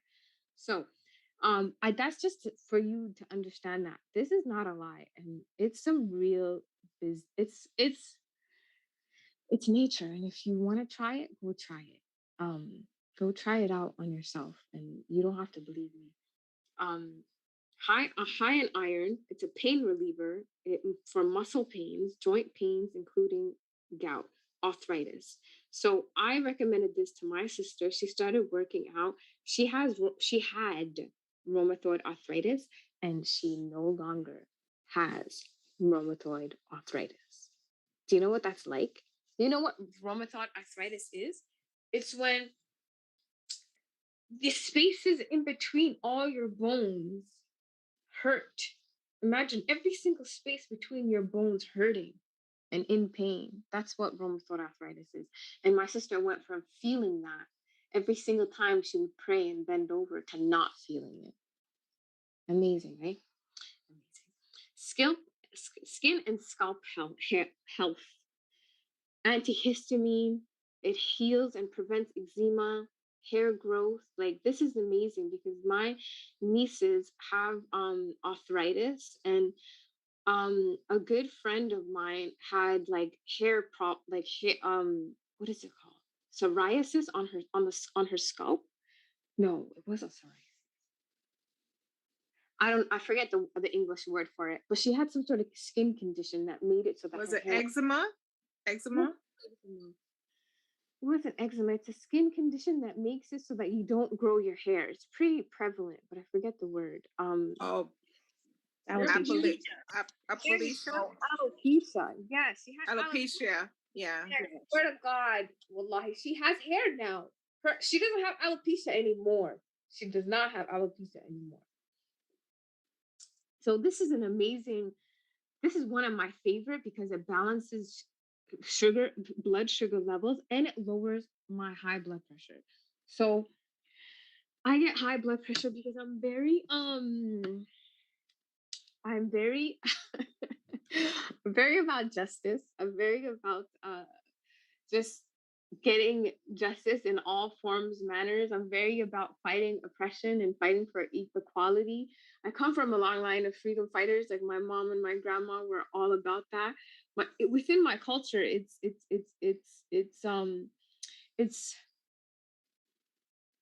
promoted for you to be a freedom fighter. So because of the fact that I'm an architect in the construction industry, which happens to be the worst industry for a Black Muslim female to be in, I'm constantly fighting shit.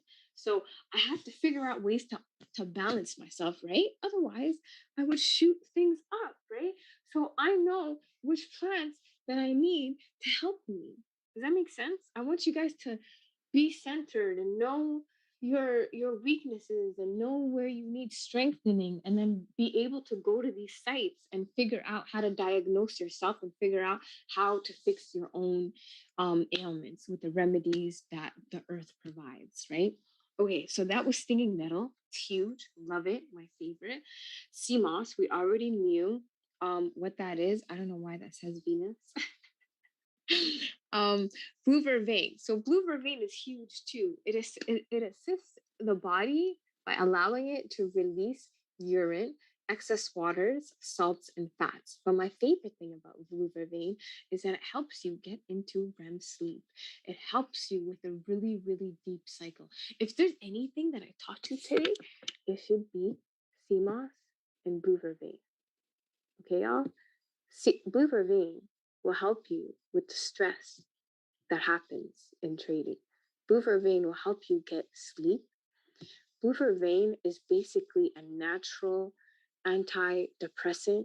And when I say that word, I don't mean what is depressant? Like, depression is when somebody is tired and has no motivation to be vital, to be lively. And this plant does the exact opposite, right? Anyways, blue vervain, it's amazing. No, I can't say that. I'm yelling it out at the top of my lungs right now. Get you some sea moss tea.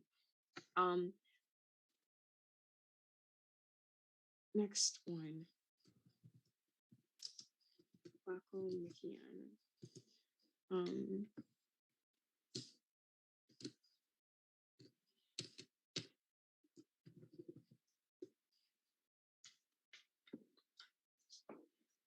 it relieves upper respiratory discomfort, soothes sore throats, the laryngitis, and reduces fever. This is the best one for little kids who are, little kids are pretty filthy, to be honest. They got lots of germs between their fingers. They're constantly getting sick. They're constantly like have snots on their nose. So it's that type of thing. Like you can easily just make a tea and then water it down in their bottles and then just have that be their water. A lot of these teas, guys, that I'm gonna be mentioning, I don't just brew it and make like a thick tea of it. They've become my water. I drink herbal teas as water. And that's how I get it in. I know it's much harder to like go out and like warm up some water and make it, but if you value yourself and your vitality, then you're gonna do what you gotta do, right? I can't really break down most of this, so because it's getting pretty long, but Guaco Michiana helps with candida and yeast infections, insect bites, stings. It's a pain reliever. It's an anti-inflammatory, which is huge for arthritis, rheumatism, intestinal inflammation, and ulcers. Right? That's Guaco Michiana. Um, it's it's a well-known herbal for remedy for upper respiratory problems, colds, flus, bronchitis, asthma, um, laryngitis. It reduces fever. So this is the one that I sent out to a lot of my family during COVID. This is the one that I told them to all get. Everybody backed it up with this. I would definitely get it for my apothecary at home if I were y'all. Next, sarsaparilla. Sarsaparilla is amazing. It's a kidney and liver tea. I use it to help me. If I haven't drinking a lot of water, then I know the next day that my kidneys and my liver are going to let me know. They either like some pain happens to them, like your body. So once you cleanse for a while and once you're actually in tune with your body will start telling you like what's up. Like it's gonna give you shooting pains to like uncomfortability, not shooting pains, sorry. It's gonna give you uncomfortability to tell you, yo, pay attention to me. You haven't been giving me my nutrients. So that's why it's really important that we start understanding that there's a whole world within us, right? To start listening to ourselves and not get too preoccupied with the news or Instagram or Twitter. Like if you really just figured out yourself and being centered and you really figured out like what these plants do and you just went plant watching or nature watching, like we used to spend a lot of time doing that, and I really encourage all of you guys to try to tap into your inner gardens, and to really understand that it's within your power. So, next, soursop. I know all my Jamaicans in here know what soursop is. I bet y'all are salivating right now. Yeah, man. Yes. So I know it's not about what's it called? The fruit is delicious. Yes. Um, However, uh I'm talking about soursop tea. So soursop tea. So the one time that I thought that I did get COVID, you know what I did? I went straight to no, actually I went and I brewed some tea. I took 7 leaves, washed them between my palms, and then I boiled a big pot, like the biggest pasta pot that I have of spring water. And then I let it boil for 30 minutes, and then it became kind of like a dark orange pico tea.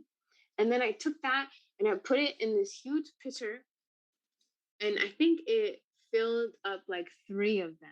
No, I made 3 different pitchers, and then I put half of it of my tea, and then the rest all water. So I put 3 pitchers beside me, and I drank that, and I was so sick. I felt like I was gonna die. I really did. It was coming. It definitely was coming. I definitely think that was COVID for sure, for sure. If I didn't do that before I went to sleep, I probably would have. I don't know. I mean, I live alone, guys. It's not a joke. When you live alone, you need to be able to take care of yourself when you're sick, right? So I'm telling you, I cured myself from COVID for just a day. After just a day. That's all I needed was those 3 pitchers of soursop tea. That's it. And that's happened on multiple different occasions with multiple different numbers of my siblings. Soursop tea is actually the one, none of them use everything, but soursop tea is the one that everyone uses. It's just a mate. I can't even start. I don't even know where to start. We would be here for days if I told you how amazing it is. Let me just give you a few things though.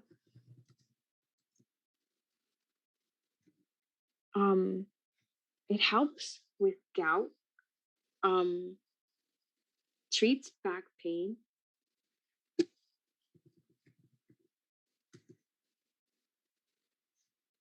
arthritis pain, eczema, and rheumatism. But it's a potent immune booster to help the body avoid disease, helps regulate blood pressure. This leaf is also beneficial to diabetic patients. The nutrients in them are known to lower blood sugar. Consumption is yeah, okay. Treat arthritis, okay, we got that. It contains powerful healing agents that allow them to be used as an anti-seizure medication, aids in fever and blood pressure reduction, inflammation, and swollen feet. It also settles upset stomach and improves appetite. Soursop leaf tea consumption on a regular basis helps in improving stamina, and it facilitates quick recovery from diseases. And it's not just stamina through life or recovery through life or whatever. It's also, it helps me with the pain that I feel at the gym. Like I lift now, guys. I lift like crazy. I went from not lifting to lifting like 85 pounds. And I don't know about y'all, but that's a huge difference, right? Imagine never feeling as sore as I do, and that change for me wasn't hard. It really was. I mean, it was hard when I was doing it, but at home, like I wasn't. I'm like a lot of people complain about, oh, I can't move because I'm sore. I didn't have any of that. Nothing. I just went back to the gym the next day. That's it. So if you give your body what it Are you needs. heavy lifting, Mona? Sorry? Like, are you doing like deadlifts, squats? What are you Yeah, doing? I'm doing deadlifts, Russian deadlifts. I'm doing overheads. Like I'm the only exercise I do at the gym now is lifting. I don't run. I don't walk. I do have some days that I need to do some jump rope, but that's just because I'm doing a challenge right now. Like a 90-day challenge, and that has nothing to do with my regular thing. But I hate it, but I have to do it because I need to check the box so that I can stay in the challenge. But yeah, I lift, and it's not as painful and it's not as grueling as everybody makes it if you give yourself everything that you need. Like I'm good. I just came from the gym earlier today and I'm still good. Like I'll still be good. It won't be hard for me to, you know how you're not even supposed to work out every day like that? And people say, "Oh, do legs, do arms or whatever." I do that every day. I lift every day and it doesn't hurt because of the plants and the teas that I'm drinking and that I'm eating. I don't feel I feel like I can work out 3 times the amount as a regular person because of the CMOS. It's super powerful. I literally feel like a superhuman because of the CMOS. And yeah, I'm really passionate about it. And I hope that this gave you guys some gems. I hope you guys see this as amazing as I do. I hope I don't sound crazy to y'all. But okay, so the last thing that I wanted to teach you guys, right? I just added this morning. is when I say I take my sea moss in smoothies, right? You need to understand that there's so within your gut, you need to understand first of all the gut. I'm gonna say this really quickly. So the gut is your second brain. Whatever you put in there, first thing, as soon as you break your fast, that's breakfast, right? You wake up in the morning. If you put sugar in there, you're gonna be dumbed down. Sugar is a drug to make you stupid. So your brain's not gonna be reacting the way that it is. If your acidity level is already acidic and you drink some orange juice that has tons of sugar, bam, right away you've ruined your gut for the day. Now you have to cleanse again. So the first thing that you drink in the morning should reflect your acidity level. That's different for everybody. If you are well into the healing journey and if you're well into the cleansing and nourishing journey, then you won't be acidic. Acidity is not, we're not trying to go there at all. Like, Sorry, can you say that again, please? Sorry. which part? The first thing that you drink in the morning should reflect what?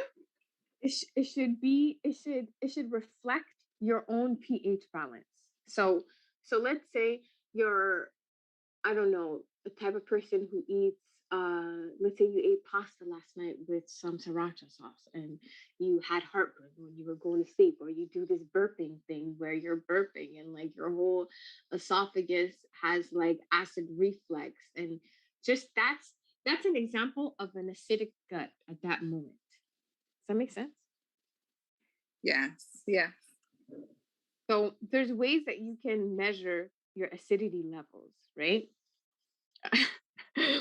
And um I'm missing everything in the chats, but anyways, there's ways that you can measure it. There's like an at-home acidity level thing, but really, I just say this acidity level thing because it's there's always those people who are like, well, not everybody is the same, and it's true, but that's really the only difference that we have within us, right? So understanding that fruit and orange juice, pineapples, fruit has acid in it. It does. It has really strong acids in it. Tomatoes have acid in it, right? And if we're trying to feed ourselves essential elect, elect, electrons and it like energy, and we're trying to be vital, and we're trying to just have our life source. When you see a plant and it's blooming, it's surrounded by energy, right? So that's the type of environment that we're trying to recreate within our gut always at all times. Now there's ways to like balance yourself out, right? Just like in science class in grade 9, you did the whole vinegar and baking soda thing. There's rinses that you can do in your mouth with baking soda, but that's kind of dangerous. Don't do too much. Like consult your doctor. Um, there's ways that you can drink coconut milk as a base or oat milk as a base if you are acidic. There's ways that we can naturally like attain a balanced pH level within ourselves. Um, anyway, so that's all to say that not all fruits and vegetables are supposed to be mixed. You know how lately I've been seeing a lot of people add spinach to fruit? Don't do that. You're not supposed to do that. It's not normal. You're not supposed to add greens to fruit.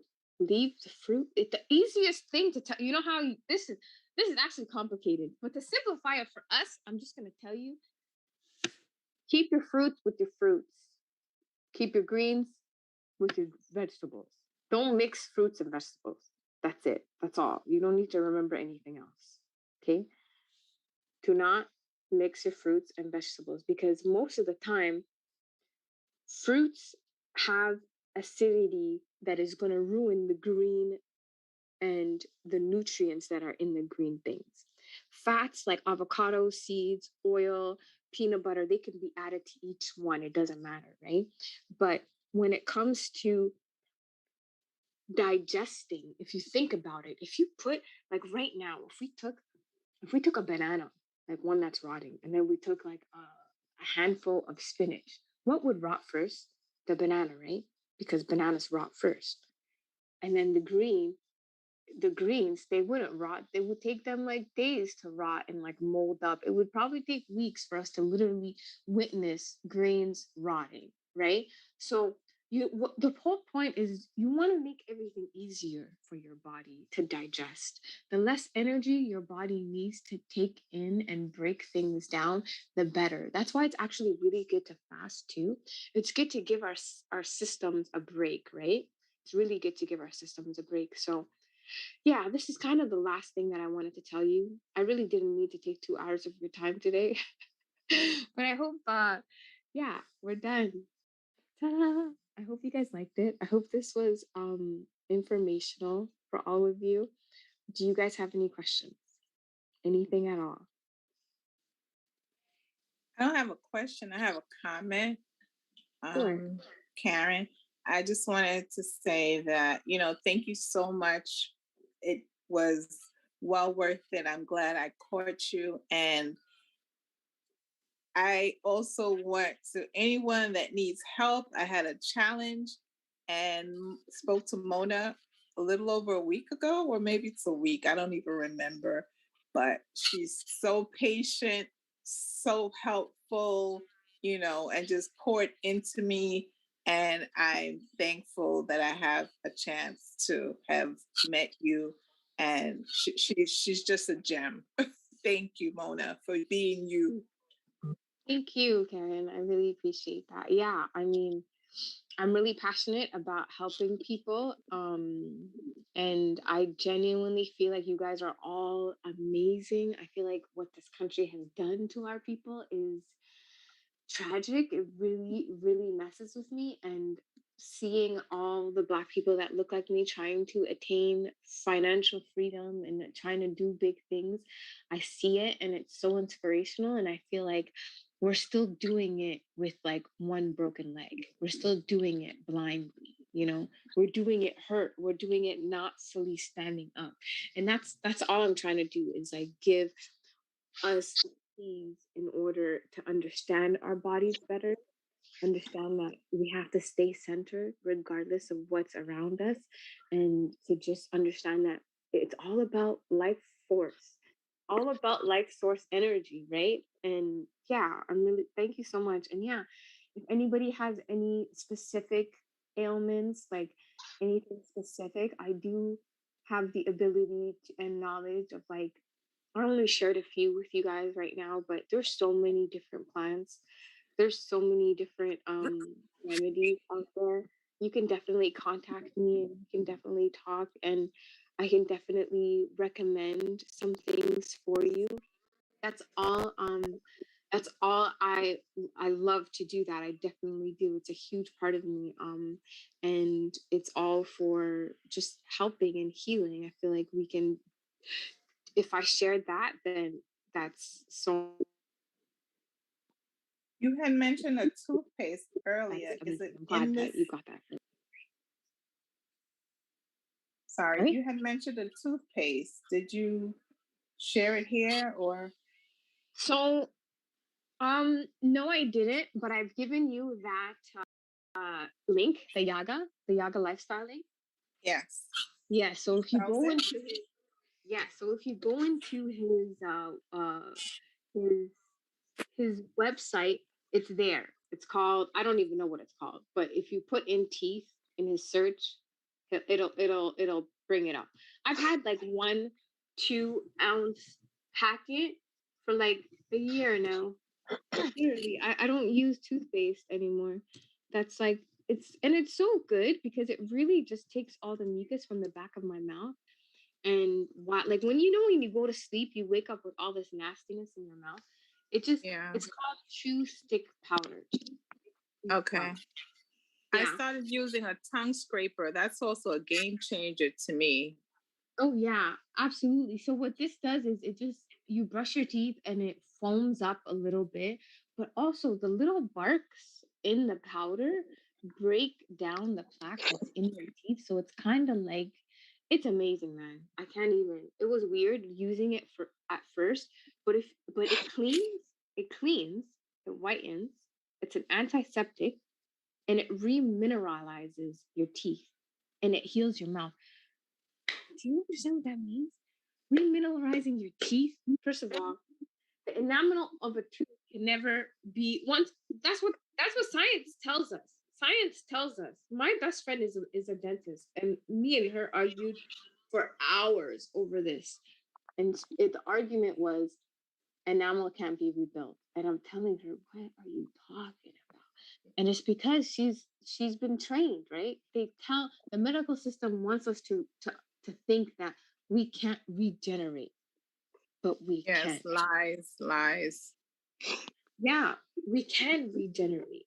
We can. There's life force out there. We just need to take it in and be our best selves. And I promise you guys, if you just make a few changes, I don't even think I went over the changes that happened within myself. So the changes that happened within myself, I think I've said I became anemic when I moved here. When I work out, I don't hurt. I'm never sore. I'm good all the time. Um, when what else? I wanted to talk about something else. I do have a question. When is the next session, Mona? I need to pre-plan and think. Oh, well, the next one I'm actually gonna show you guys me making the sea moss. And I'm actually moving right now. So I'm in between two places and everything's packed up. So I'll be in my new place at the beginning of next month. So once I do that and I get settled, I will definitely make a video. I don't know if it'll be live, but I'll send that out. Yeah, I'm sorry about that. I mean, Akeem is not that cool, but I just wanted to. That was what I was trying to do. I didn't need to even give you guys this whole lesson. I just wanted to show you guys how to make CMOS, but it turned into a much bigger lesson. Um,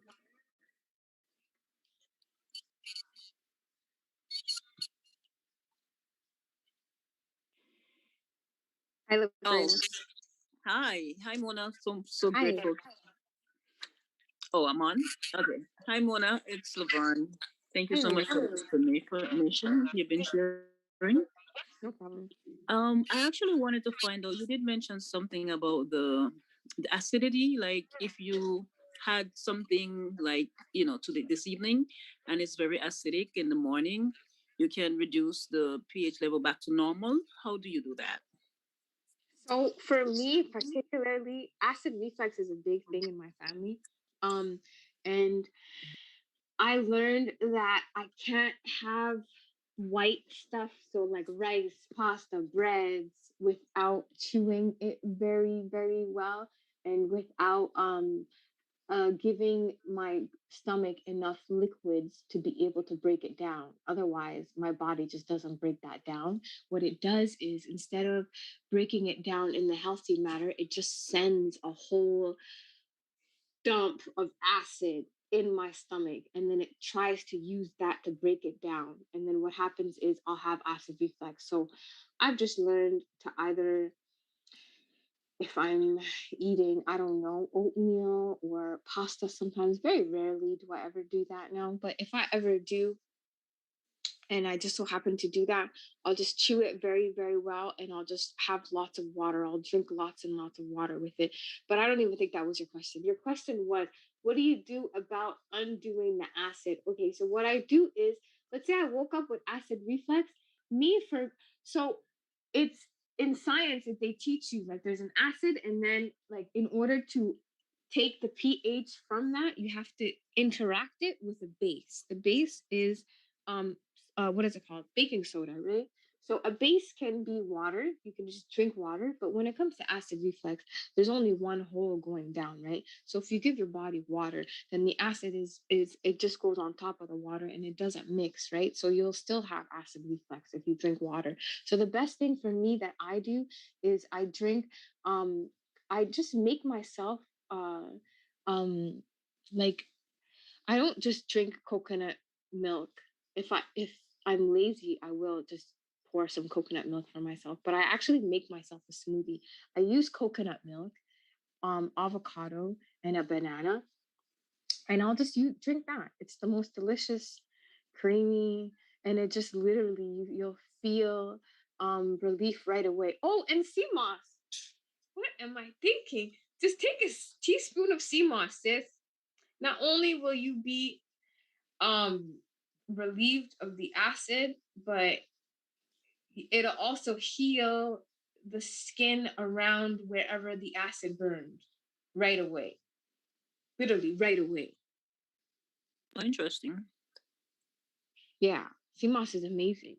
Sea moss is absolutely amazing. If you can make it, buy it, make it, have that first thing in the morning.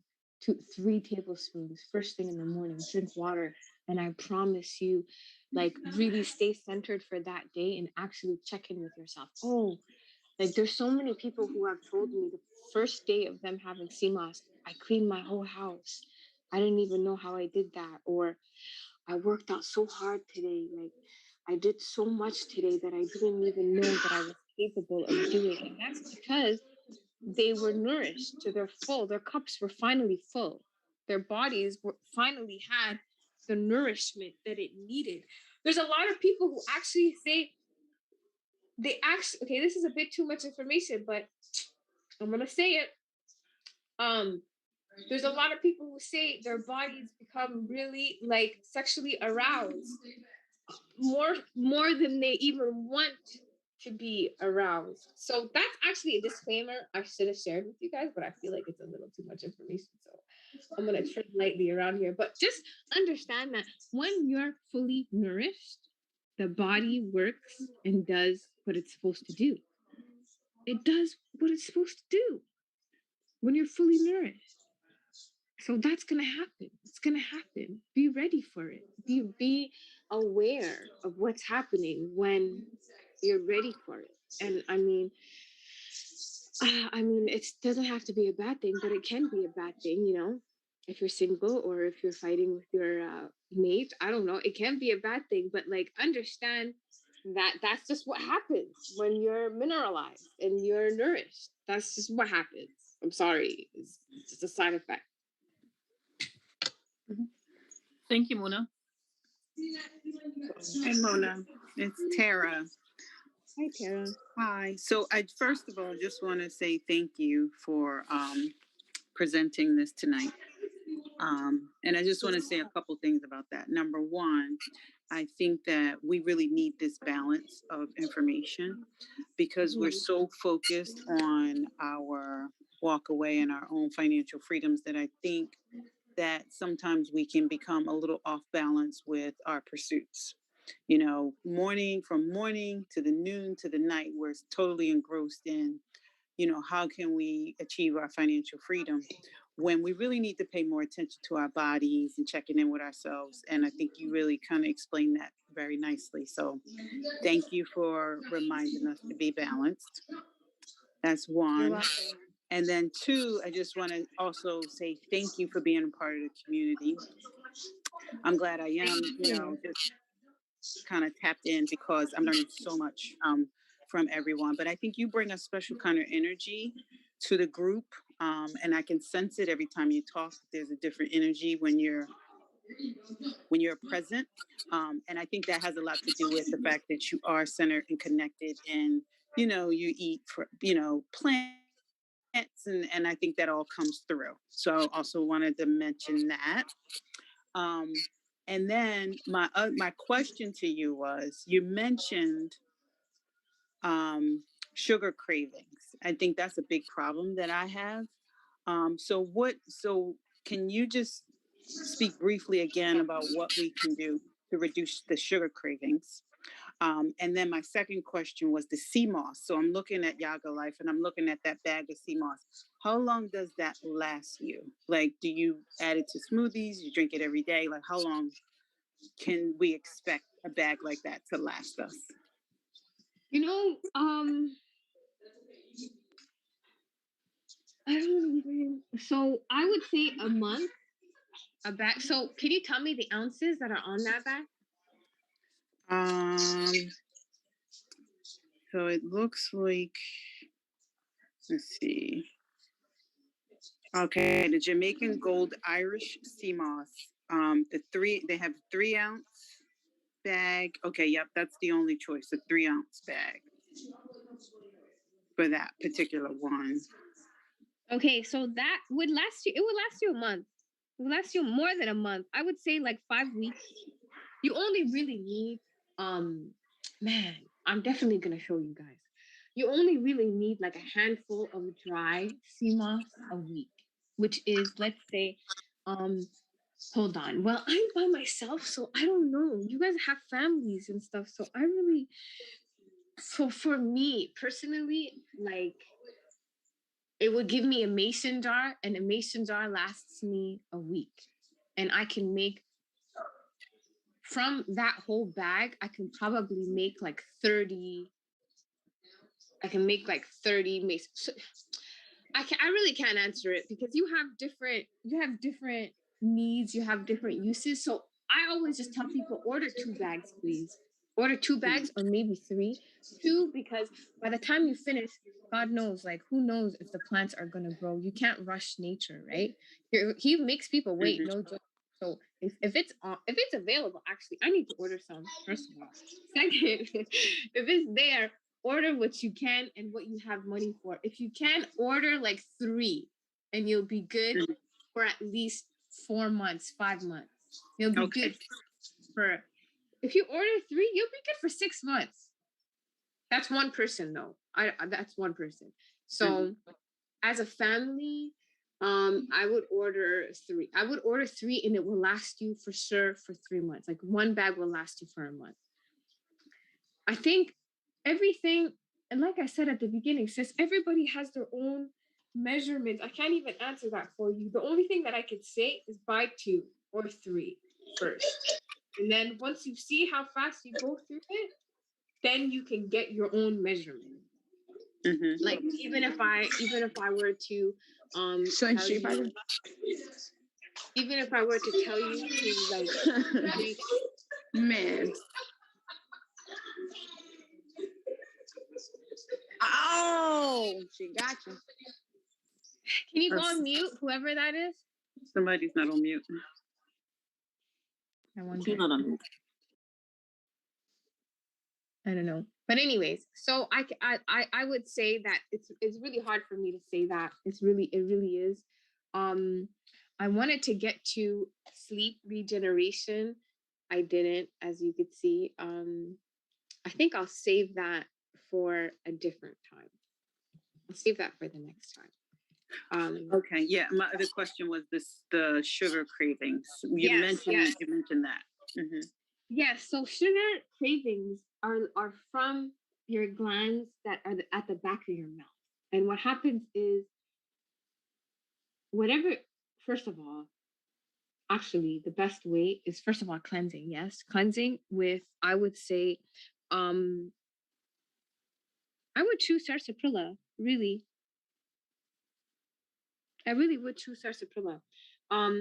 However, with the sarsaparilla, what happens is you pee a lot, you urinate a lot. So as long as you're ready to understand the side effects, and don't be drinking sarsaparilla when you're going on a hike, because you'll pee like 5 times, because that's what it's meant to do. It's meant to make your kidney like excrete toxins in that manner, right? So what I would say sarsaparilla is a really good one for cleansing, because your kidney is the organ that cleanses the toxins right away, right? And it cleanses from the blood. So if your body's not used to it, then it's not going to want it. Another thing that I would say is you can program your cravings, sis. You can program yourself. So it's really all about, what do you put in your mouth first thing in the morning? What is that? Whatever that is, your body's going to crave it. If you drink an herbal tea that you like the taste of, just keep doing that first thing in the morning. And then watch, on the 3rd morning, you're going to wake up craving it.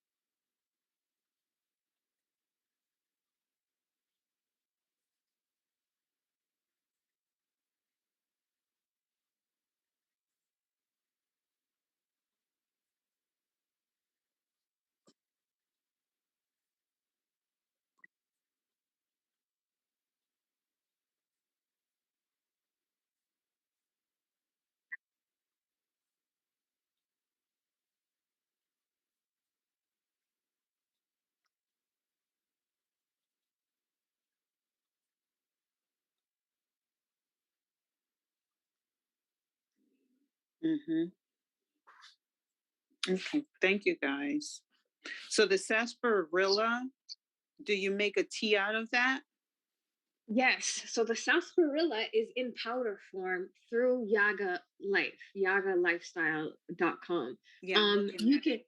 yeah. So he has sarsaparilla, and it's pretty strong. It's a good skin cleanser. It's a good cleanser of a lot of things, to be honest.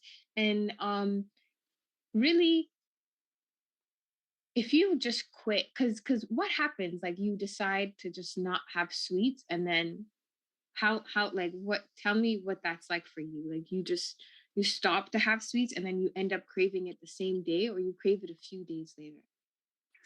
Well, it depends. If I do a cleanse, like if I go on like a cleanse and I'm really working out and I'm doing what I'm supposed to do, then I crave it less.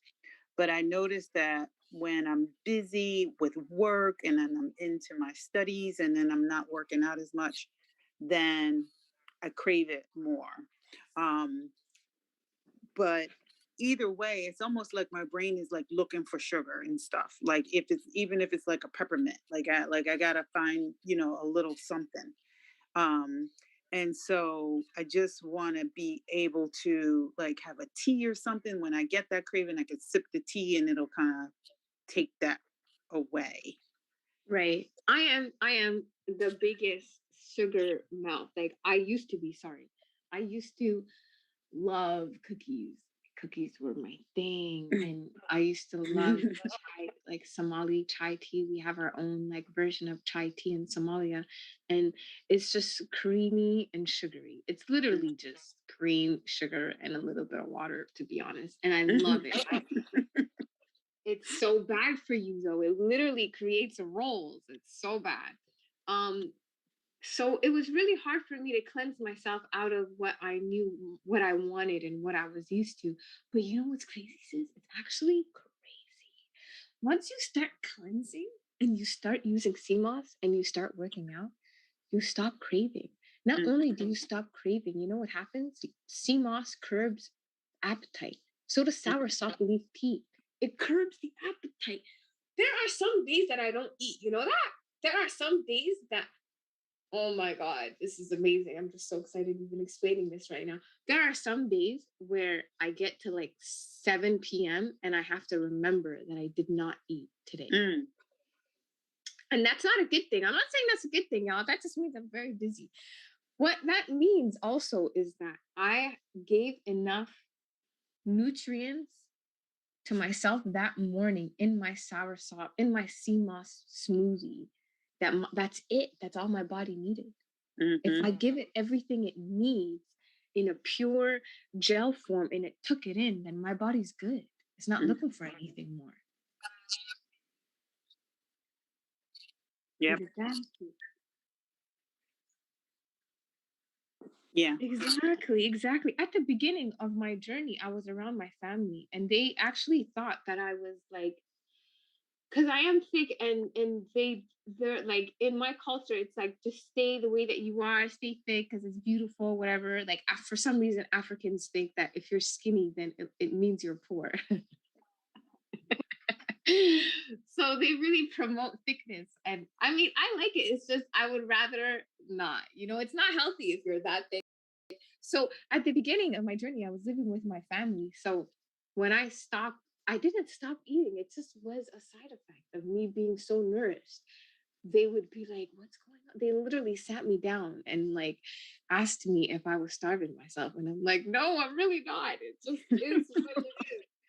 I'm really not starving myself. It just is what it is." And then it started, like, people, like my mom would yell from the other side of the house just to ask me if I ate, and like people would check in on me more. Like, did you eat yet? Like, I will just because I want to, but I'm really not hungry. Like, I feel like what happens with this food, that's what it is. It turns us into these sharks that want toxins. Like, we literally crave these nasty things that we've been taught to need and want. And that's Walmart. Like, when I went to Walmart, when I first got here 2 years ago, I went to Walmart, and let me tell you, You guys have the biggest packaging I've ever seen in my whole life. The bag of chips that look the size of a baby or a toddler, the milk gallons. Like, do you know how big it's like? Is this? I literally asked and looked around and I was thinking, it looks as if giants shop here. And as an outsider that's not used to it, I mean, Canada's not that different. We just aren't as obvious with our like evils. America is just blatant. So they just slap you with that shit. They don't even try to hide it. Like Canada at least hides their stuff. You know what I mean? But it's crazy. Like my point is look around, right? Look around and understand like what are the norms, and once you look around, like don't spend too much time in that. Look within and see what you can do for yourself, and know your own power, you know, like you're unlearning. You're gonna drink soursop, you're gonna drink sarsaparilla, cleanse your glands first, because yeah, you will always have cravings if your glands are not cleansed. Cleanse them with water, drink as much water as you can. Work out too, because once you cleanse, that's kind of like think of the cleansing as like a vacuum, right? And then the working out, think of it as like the ejection, like the bam, like it's out. You know what I mean? So use them both interchangeably with the cleansing and working out. Cleansing is like the vacuum out of your body, and the working out is like the ejection of the toxins through your skin or through your glands. And remember, the more it sits in there, the more it circulates within us. So think about all your heart arteries. That's why people have so much heart diseases. They have so much of that nasty mucus that hardens all around it, right? So think about that. If your if your left leg is unhealthy, then your heart's going to be unhealthy too. It's all like it's all a part of its own ecosystem. But yeah, don't worry about it. That was a really hard one for me. I genuinely wouldn't even eat regular food. I would hop on to the sugary stuff. I loved sugar, loved it. And my experience with cleansing and becoming a vegan is it's just I'm no longer like a slave of my own needs. I'm no longer like, okay, I need to get up and eat, or oh, okay, I need to food is not a thing that I'm looking for. I remember my mom would get mad at me because I would open the fridge and just stare at it because couldn't figure out what to eat. But anyways, point is the big change that's going to happen in your life is when you do this, you're going to see no cravings. You're going to see you eating less and using food as an energy source and not as like something to do for fun, which is so opposite from the system we're in right now, right? This whole foodie thing, like everybody can be foodies. Come on, like what is going on, right? You're all foodies? Really? How is that possible? Any other questions? Okay, I have a last question. Okay. Mona, so I took a quick look on the Yaga Lifestyle website, Yeah. and I saw purple Irish moss and the gold Irish moss. Is there a difference, and what purpose does each serve? There really isn't a difference. The yellow one is just bleached by the sun. You've seen how some Black people who live on the beach, their brown hair just becomes blonde because of the sun, right? I don't know if you've seen that, but that's what happens. So the sun bleaches brown color, right? So that's all it is. The yellow part is the sea moss that was on the top. The purple is what was in the water. That's all it is. There's no difference. It's literally the same thing. The yellow has just been bleached in the sun. Some people like to say, oh, the sun gave it more energy and like it's more charged with energy. But that's extra. I don't subscribe to that.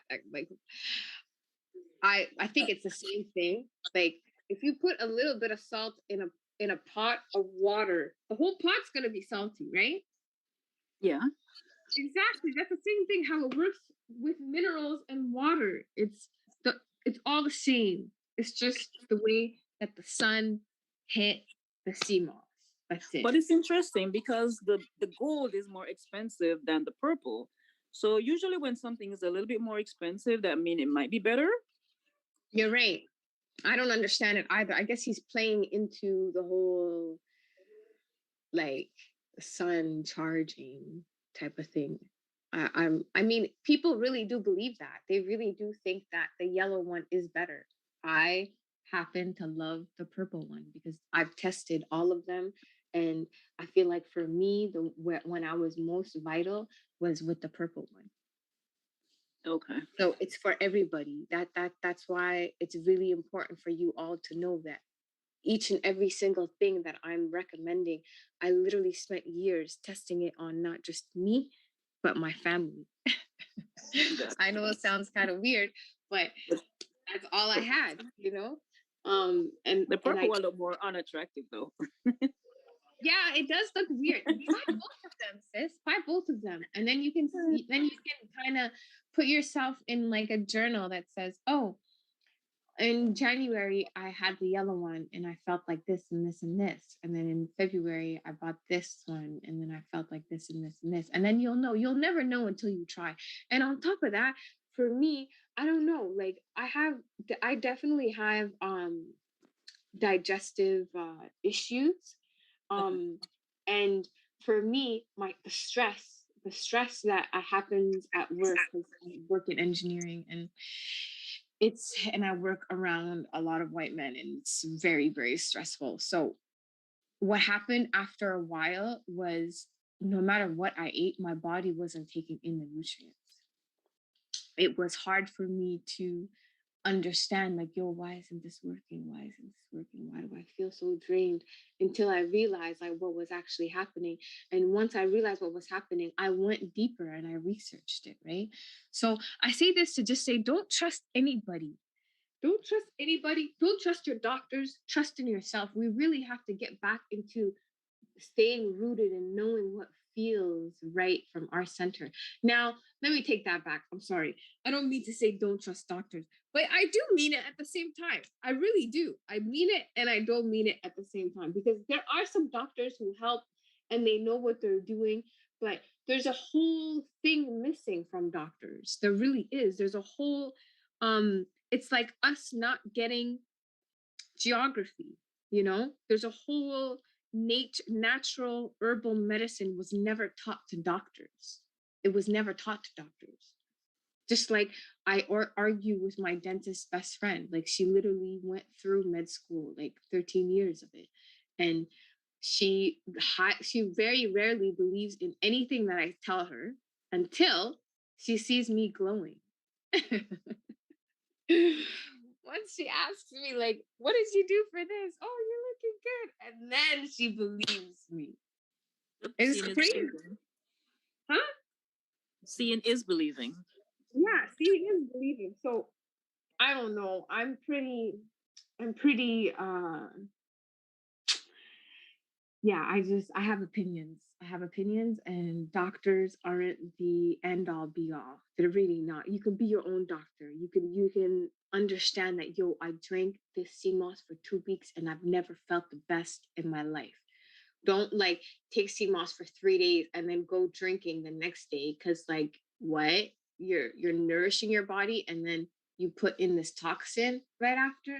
I mean, everybody has their own balance, but if you do, then that's fine. Have some sarsaparilla tea to cleanse your kidneys and your liver the very next day. Does that make sense? Like balance is very, very important, sis, and only you can achieve that within yourself, and only you can start there from your rest position, from you being centered and knowing that only you can do that. I don't know what question I was answering, but I hope that answered your question. Mona, do you ever use the soap, the sea moss soap? Yes. That's my favorite soap ever. I use that on my face. I use that on my body, and it's crazy because I don't know. about your bodies. But whenever I was a tomboy, so I do a lot of sports and stuff, and I had a lot of scars on my legs that were like lifelong scars. So whenever my skin gets penetrated, it turns into a scar, and that skin, when it heals back, the scars are really dark. Like my skin is not that dark. Like I would say medium brown. And whenever I get scars, the healing, it comes back as really dark, right? So because I've been using that soap, that's no longer the case. That soap makes it so that I'm all one color on my body, which is amazing, I think. Also, I used to be a lot thicker, and I would be worried about like the skin, right? The leftover skin when you lose a lot of weight really quickly. And that helped me tremendously. I can't even believe I worried about that because that was amazing. Yeah, those are two things I could say about that soap. Soap is awesome. Um, I used to use it as the only soap on my face, but I feel like it dries my face out too much. So, I mean, you could use it, but I feel like your face also needs other things. Well, my face needs other things. I use CeraVe soap for my face because it just has other things that like keep in the moisture or whatever. So I use it interchangeably. I do use it on my face, but it's not the only soap I use on my face.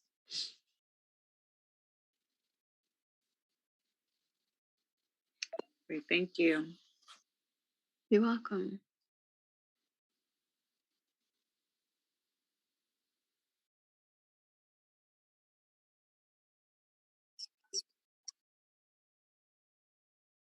Yeah.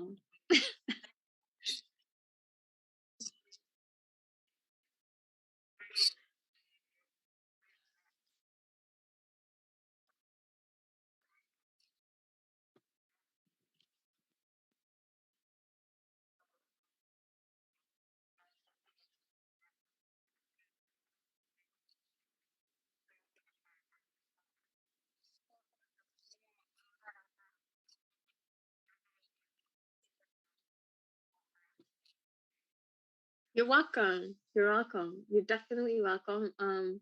I definitely did want to hammer the rest of it in with this. I feel like I need to read this. Okay, I'm going to read this. Our society is all about quick fixes. Take a pill, you'll get there. Except that rarely works and you'll get worse. Look at sleep pills or melatonin supplements. You have to get in the mindset of optimizing sleep. It isn't about finding a shortcut. They don't exist. They're biohacks, sure, but those require some dedication. If you have a higher quality of sleep, you have to understand that the steps ahead are simple, not easy. Change is never fun, and the body will resist when it comes to change. Homeostasis is what the body and brain want. It doesn't want to change unless you fully commit. So, all of that to say that we talked about your centering, right? That you start there. I'd really try to challenge yourself and try to check to see when your body checks out of rest and peaceful state and why it checks out, right? And then try to see how long it takes you to get back into that rest and centering state, right?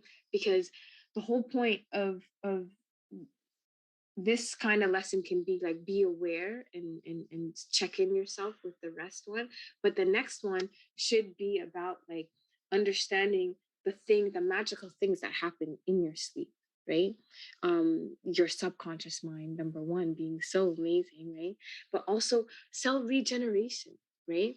And your telomeres, and what you can literally do is you can nourish yourself so well that the genes within your cells elongate.